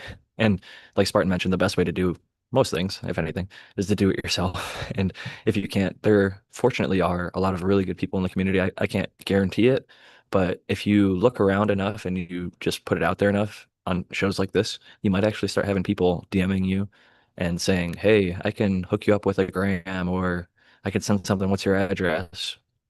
And you might just have RSO start landing on your doorstep. But if that doesn't happen, the self-sufficient kind of thing is if you are growing, trying to make your own. If you're not, maybe trying to find some local growers, source some of their trim, maybe small buds, lower stuff that they might throw away, or turn into hash, etc. And just let them know about your situation. Cannabis growers, in my experience, have been some of the more compassionate, open-minded, open-hearted individuals. And when it comes to this thing in particular, I think it's a huge, like I talked about with opioid overdoses, um, almost everybody knowing somebody talk about cancer. That's not just one disease, it's like 50. There's so many different types and ways that it can impact somebody's body. Um, I think it's one of the I think it might be the number two cause of death in the United States. I think heart disease is number one at like 900,000, almost a million a year. And then cancer is like 600,000 a year, I think. And I'm pretty sure 400-ish thousand of those are linked to tobacco related use. But even without that, there's a few 100,000 people per year getting cancer and many dying from it. So it is a very serious thing. And for a long time, it did get a lot of press with like Lance Armstrong and the Live Strong movement, I think, and the pink, uh, you know, ribbons and all the fundraising. But when it comes down to the actual people, the day-to-day lives and getting people better or helping them suffer much less, chemotherapy is still commonly used for cancer treatment. And cannabis is one of those things that drastically helps mitigate the side effects of chemotherapy. So um, I know I was not praising autoflowers earlier because my own personal preference is that I like to be able to breed with stuff. But if you're just trying to make RSO, you can pop a bunch of autoflowers and those will just start growing. You don't have to do anything fancy with your light cycles. You can get them in big enough pots. Some people have success with just planting in like a 5 gallon or a 7 gallon pot and just, slowly watering it first and then letting the roots kind of stretch out for it. And then eventually it's water it as you normally would any other plant. And you come back, and a couple months later, you've got yourself a pretty good harvest and you just chop and drop some new ones and you'll start to have, I mean, autoflowers do produce very well. That was one of the things for a long time. I think grams per watt. And granted, they're in like a longer light cycle, so you'd have to get down to the nitty gritty of electrical usage. But they can definitely out yield photos per square foot because they're getting a lot more light per square foot because they're getting, an extra 6 hours, right? It's 18 on, 6 off, or 20 on, 4 off, or some people run them 24 hours, lights on the entire time. And it can work. However, you can run them on 12-12. You'll just get a little bit less and they still work. So there's like, not that there's no way to do it on an auto flower wrong, but as a new grower, I see why a lot of the times they're recommended.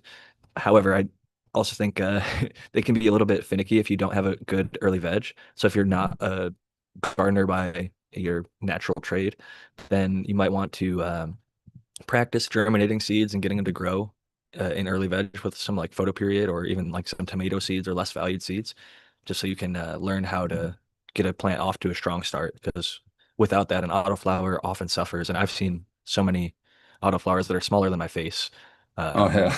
like 3 to 8 inches tall and like 3 to 8 grams of harvest at the end of it. So that can That's where I be really think autos disappointing. kind of shine outdoors though. You know what I mean? You might be able to get two harvests in. You can do a set and forget it. You can literally plant them in the ground if you want to. And you're not worried about it hitting the bottom of a pot or any of that stuff. And it's taking off and running. So I really like them for outdoor, especially if you're in a situation like your neighborhood. You have a 6 foot privacy fence, but you want to get a plant that's going to stay under the privacy fence. But maybe you can blend it in and next to some bushes or in your regular vegetable garden next to some tomatoes or something. And auto's going to do that a lot better than a photo probably. So there are still, I like to always say autos are like another tool in my tool belt. I can pull it out and use it for if I'm in that situation where I really need something to fill that spot. And in those situations, autos would work great. And hell, you might get two harvests in and get through a lot of different strains to try to build up that diversity in something like a full extract cannabis oil or something like that. So, They are known for different terpene profiles and different cannabinoid profiles, so there's benefits there that you don't necessarily always see with photos. And um, yeah, I think I don't hate them by any means. I've smoked a lot of, honestly, I've smoked more good autos than I've smoked bad autos.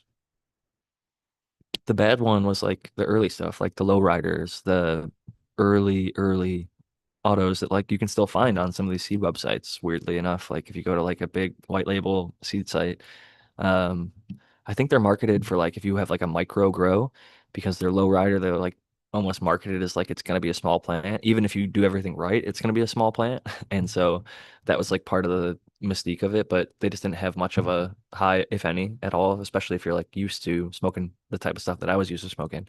And so that stuff was a letdown, but the Humboldt seed autos I had were great. and some of the Mephisto stuff like that Three Bears OG, Forgotten Cookies. Some of the other stuff that I've had was phenomenal, and so they certainly have a place. And I've never, well, eh, not that I'm a hater, I just have preferred other things. So I would just say that I'm an advocate for anybody who needs them because there are certain circumstances. Like I knew a guy who had power issues where like his power at the grow would just cut off for a certain amount of time. So like with autos, he wouldn't have to worry about them herming. The lights going on and off, it didn't really matter as much. And he was able to get them through flower and not have issues. Where with photos, everything would pretty much herm on him because stuff would come on and off like every few hours. And the autos just tanked it. It didn't bother him at all.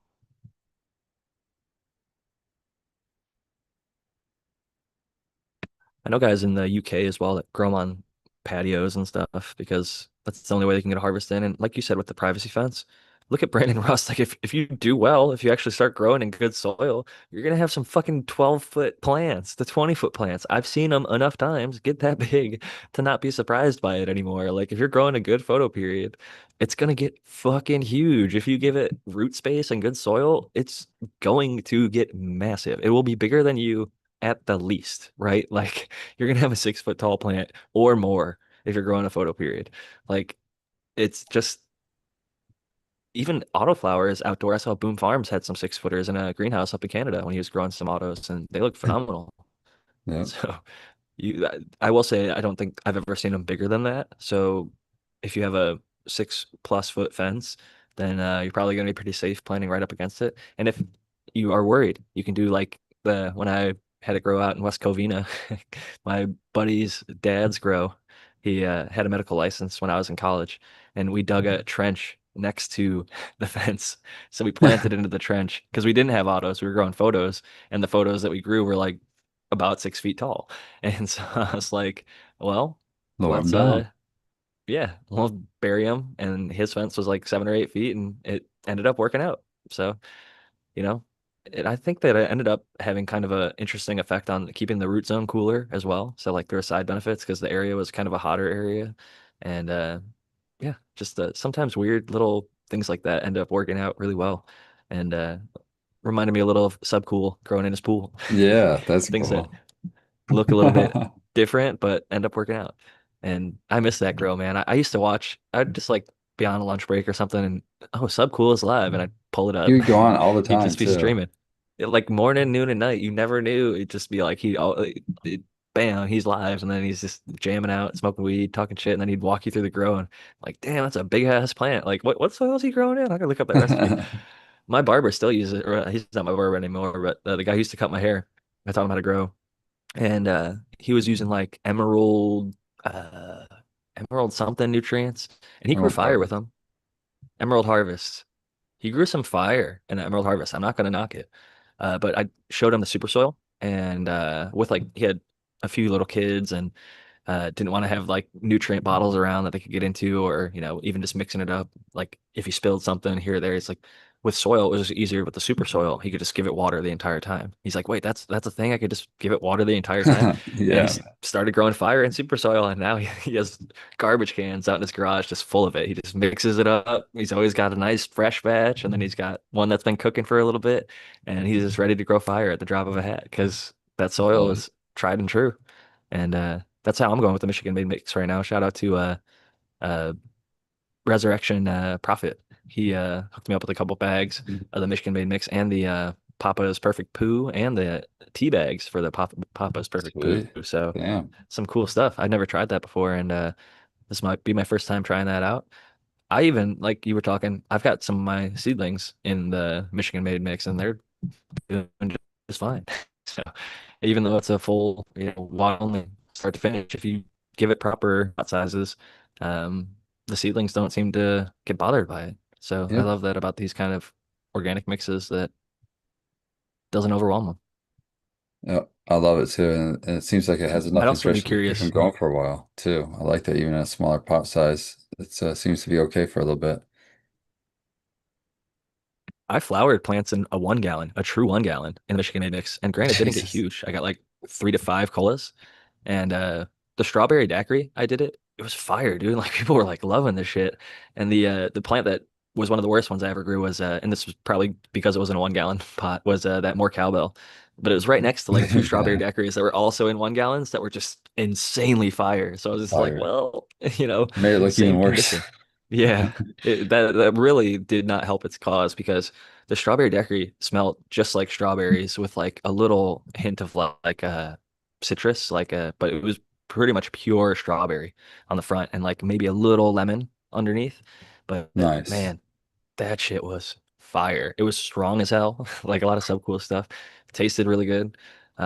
That's a big part of the reason I'm so dedicated. I got the permaclone collars set up for the oxycloner, and I really want to keep cuts of pretty much everything that I'm growing because now that I've got your Project V's and some other cool strains going, I'm like, well, I definitely want to keep these.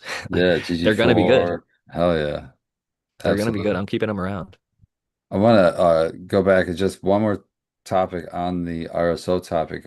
I saw a couple other people share their story of how they know people that have cancer and they're trying to convince them and they're having a hard time. One thing I highly recommend, and I got this gifted to me from Chad Westport, so much love out to Chad for this, but it's called the Cannabis Cancer Connection. And who's it by? I forget the doctor. Joe D. Goldstrich, MD. So this is written by a doctor, and it's a big compilation of all of the white papers and for each type of cancer. So he breaks it down uh, towards the back second half of the book and breaks down each cancer and then what studies and white papers have come out with specific cannabinoids or terpenes and things like that to look for. But one cool thing about this book is he specifically is an advocate for what I was talking about earlier, and that's the full spectrum, which means multiple cultivars. And he even goes into detail of the scientific definitions of all of them. There's like four different types, and he really likes to get certain types for certain cancers. So this is a really great book for you to, if you're trying to convince somebody who is trying to say, even a doctor who's trying to say that there isn't any evidence. I mean, here's a huge book with lots of sightings for the doctors to look at themselves, even if or the patients to look at to see what they to be convinced of the The chat's legitimacy. loving it. They say great book, and it reminds me of a free resource online. It has a weird name though. Granny Storm Crow's List. It is a very similar resource, but it wasn't put together by maybe it was an MD, I don't know. But this individual wanted to remain anonymous, so they called themselves Granny Storm Crow. So Granny Storm Crow's List has literally like an A through Z, and you could type, and it's not just cancer, but like everything from like insomnia to irritable bowel syndrome, all Yep. these different medical ailments, and all of the white papers from like 2011 on, modern white papers that are, you know, backed by physicians and MDs and all the likes. And so um, it's impressive to see. And I'm glad that that book exists because I think that's an even stronger, you know, argument for another doctor. Say like, hey, look, a fellow MD wrote this and gathered all these scientific journals. It's not just like, some grower advocate that's pushing it. It's a fellow researcher who's in the space who took the time to go through. And I'm glad because I've seen more cases than I've shared. If I took the time to share all of them, the entire show would just be us sharing stories about how many people have been helped. Um, Primarily cancer, but a lot of other things as well. So it's sometimes I get a little rah-rah and on the soapbox about it, but I know I'm preaching to the choir at times. And it is it's just impressive and I'm Just glad we sleep can keep. alone. People underestimate the healing power of sleep alone, and RSO is one of the best things RSO I think it can be used for is to help people sleep. You get your dosage right, and you're. I've yet to find somebody that hasn't worked on. If And you get your doses wrong, they'll sleep if you yeah, give them too much. yeah. Yeah, so and there's just so much healing and that's where I think it touches a lot of diseases and just being able to sleep and recover, have a nice restful sleep. So besides cancer, RSO is another one that I will reach for right away when somebody starts saying that I don't get a good night's sleep.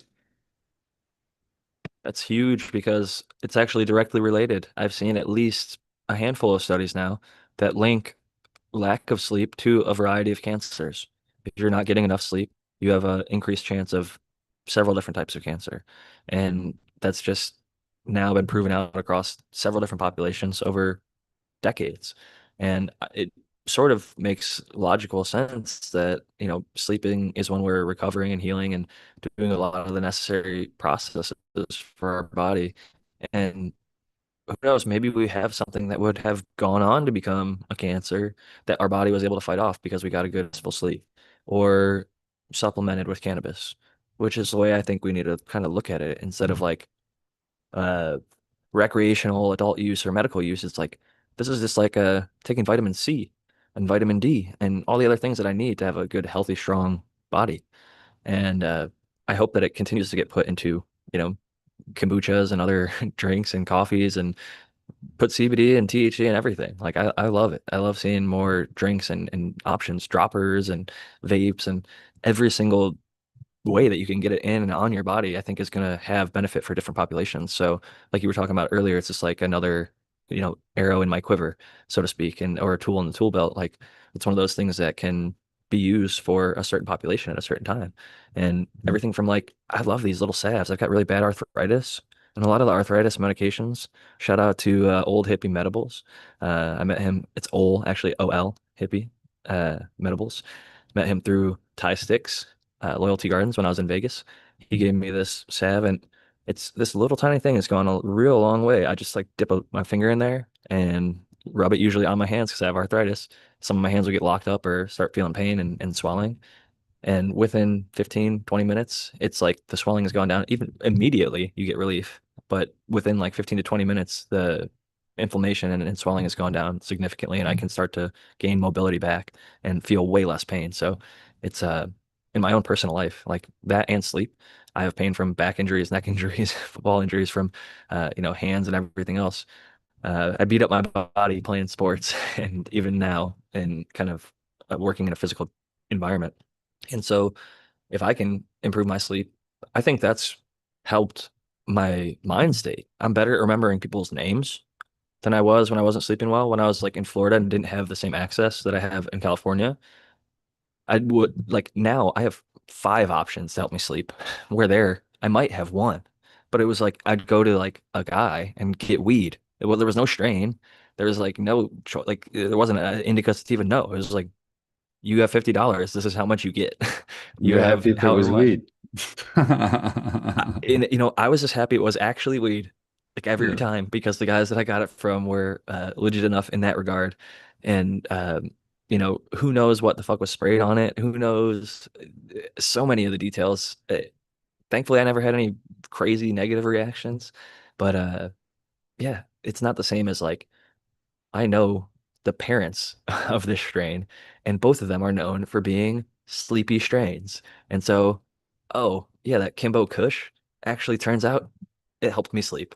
And so I have a big jar of that and I save it for nighttime. And I would just use it right before I go to bed and smoke one or two bowls of it. And boom, I'd fucking pass out. Or the cherry pie. I love the cherry pie for so long because that and then Deadhead OG, like just three off the top of my head that were like very good, nice nighttime sleepy strains. I'd save it for that and I'd use it for that. And I think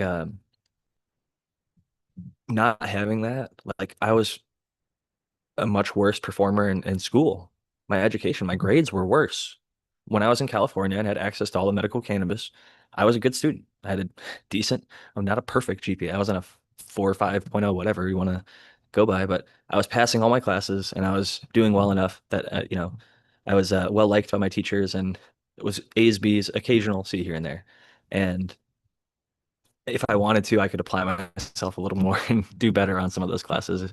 But generally, it was not a struggle. It was more like I can do this very easily. And then like when I moved to Florida and didn't have access to the same varieties of different what I truly feel as like a medication, whether it was the sleep or I think it can help social anxiety, so many other things. But I really think it's the sleep because like I've never been great with names because I got a lot of head injuries playing football. Like I was a quarterback, I got blindsided a lot from like second grade playing tackle football up through 10th. When I stopped, I took lots of blows to the head and spine. And so I got fucked up. And I'll remember, it's weird. I can remember people's whole life story. And I think that's part of like the part of my brain that got damaged. I can remember like stories and like intricate details. But a name is just like there's so many names out there. It just seems like this random little factoid. But like if you tell me where you lived, what your mom and dad did, I could tell you everything, your dog's name. But your name, I'll forget 2 seconds after you meet. Hey, I'm Spartan.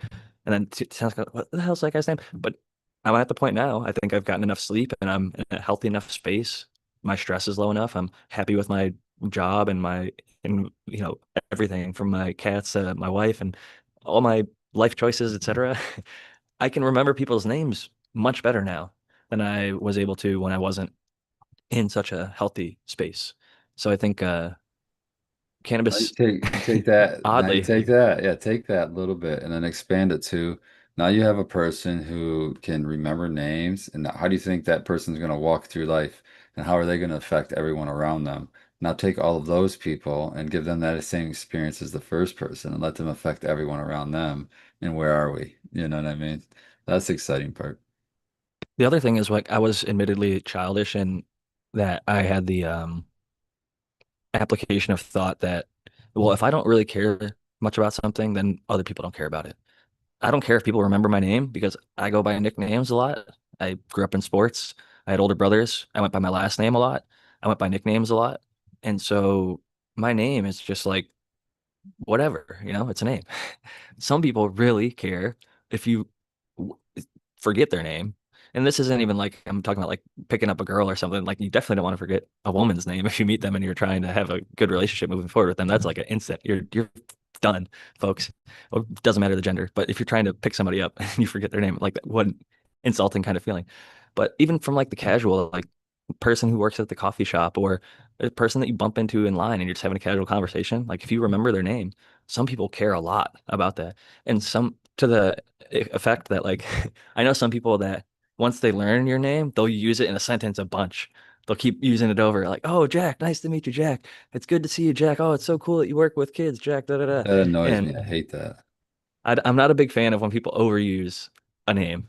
But I think some people do like that. I think there's a happy medium. If I think the just remembering that person's name shows that you care.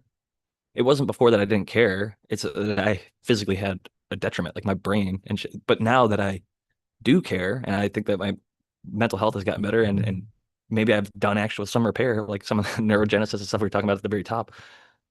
On top of all that, and putting more conscious effort into because I'm like, you know, some more so than like people care. I actually have started feeling shitty about forgetting when I do meet somebody, and I'm like, oh man, I should know this person's name, and I don't. And so uh, maybe I won't be bashful enough, and I'll just be like, hey, I forgot your name. What was your name again? But after a certain amount of time, that's like, geez, man, I've known you for a year or whatever, however long. And there was certain circumstances and times in life where like that would be the case. Like I see somebody in passing here and there, and like they would say, hey, Jack. And then I'd be like, hey, how's it going? Or good to see you or whatever, but I wouldn't say their name because I wouldn't fucking know.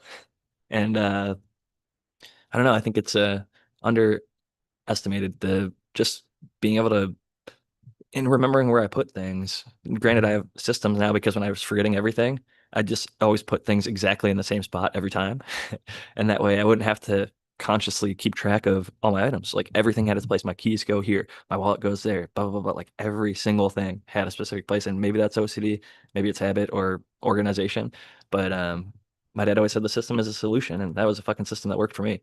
And if I didn't, it would be lost and I'd be looking for it and it would be scattered everywhere. So I've you know, come up with my own little systems that work for me, and I'm sure everybody gets their systems that work for them.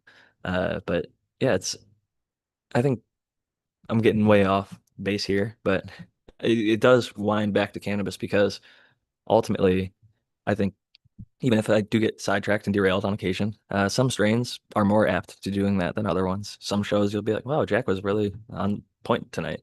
And other shows I'm like, man, he's spacing out all the time and forgetting where he's going every single time. But certainly, I think when if you knew me when I wasn't using cannabis, I was just derailed all the time. Like every you would say a word in the middle of your sentence, and then instantly my brain would be like thinking about that word and it would go off into some other realm and go down a rabbit hole of like, something on that word, and I couldn't focus on what the rest of the things that you were saying because like that was how I was operating at that time. And it's a relief to not be in that mental space anymore because I do believe whether I think pining got a lot of the credit for it, but I think there's more to it than that. I think there's something about I think of it as a homeostasis, like an Yeah, it organism slows tries to some get people to. down. Like it'll filter, and that slowing it down will be enough for them to like gather their thoughts and be able to get out the ideas that are rushing through their heads. Helps with communication, helps for them to slow down and listen when other people are trying to communicate, like what you were just describing. Gives you a little bit more focus on the conversation, and maybe you don't get, off on a tangent in your mind while they're still going off on something completely different.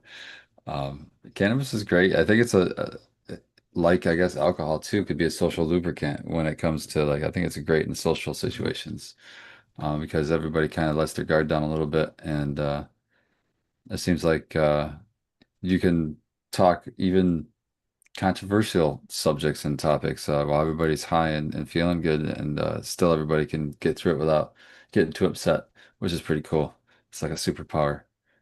Yeah, a lot more of I that do these think it days. does a great job of that, where it helps people diffuse some of that, like we were talking about at the top, where like he kind of turns that bullshit dial down, where Yeah, so often now in society you see whether it's at the grocery store or the post, like people snapping on whatever for whatever reason, people yelling just outright. I feel like when I was in the 90s or 2000s, the amount of like random screaming I saw and granted we didn't have social media to highlight it all the time, but just even in like general life, like what people get upset about now, it seems like is a lot less.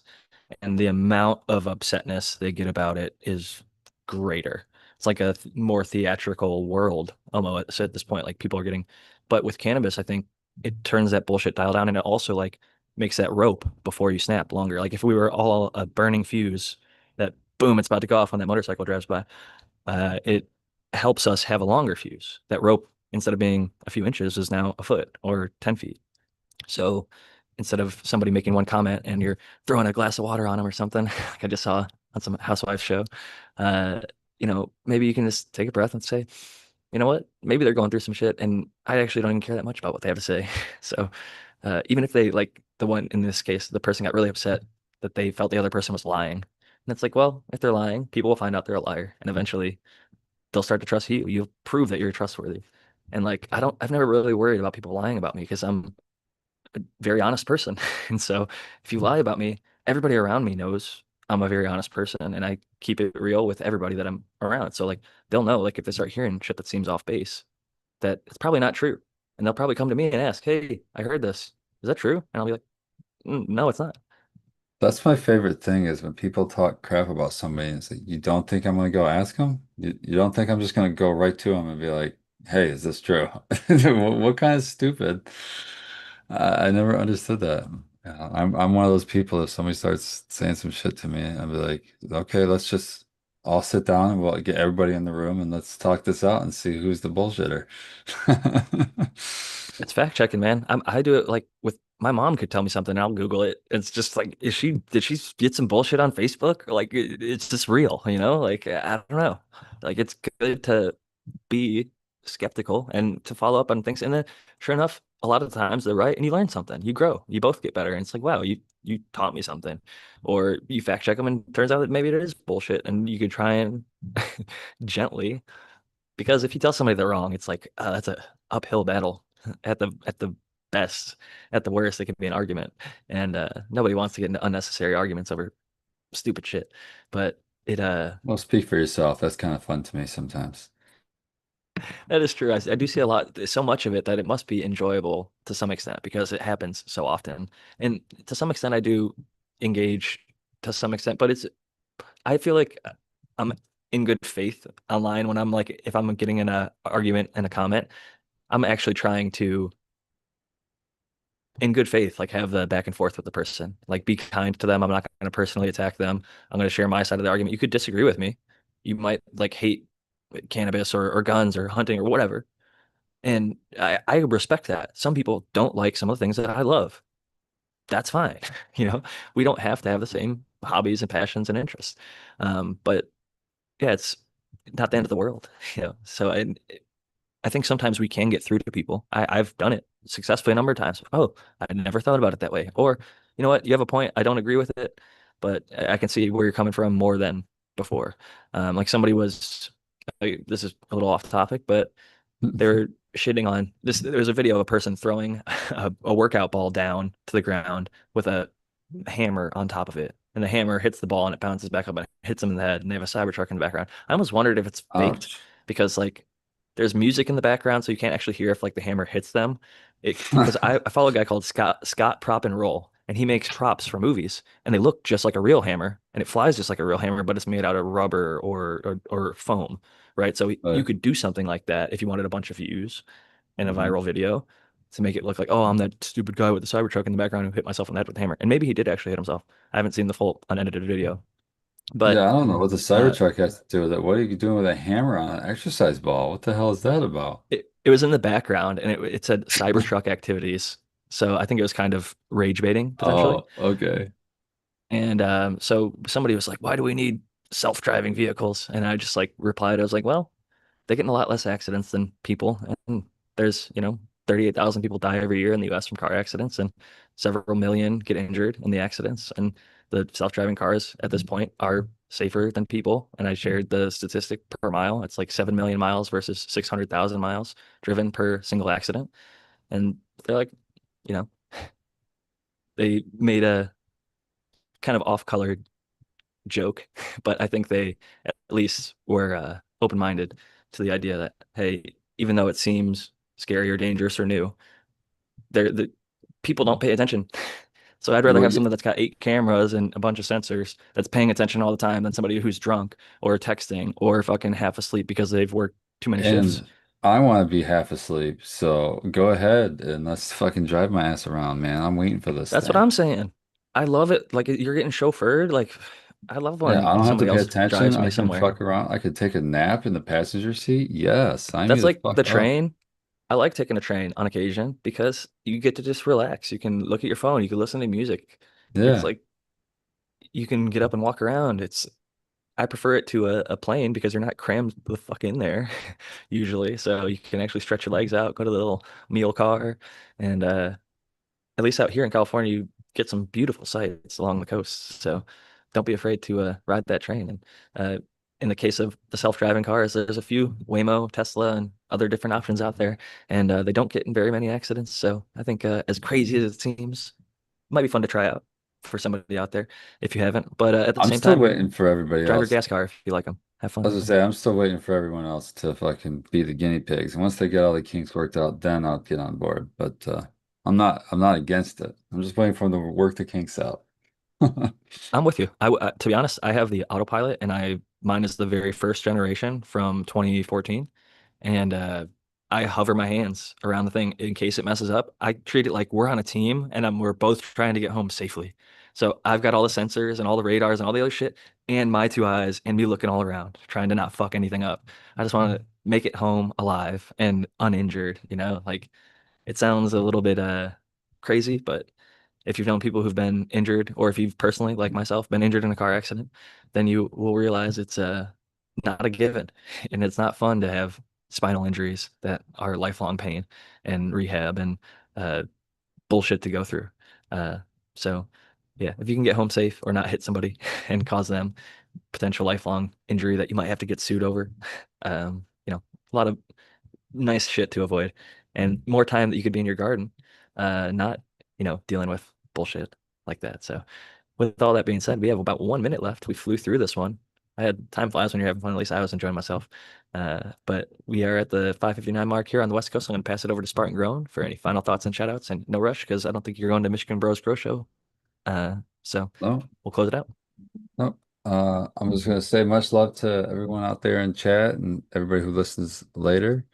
It was cool to see Tal jump in today, and I'm missing Noah today, and of course everybody else.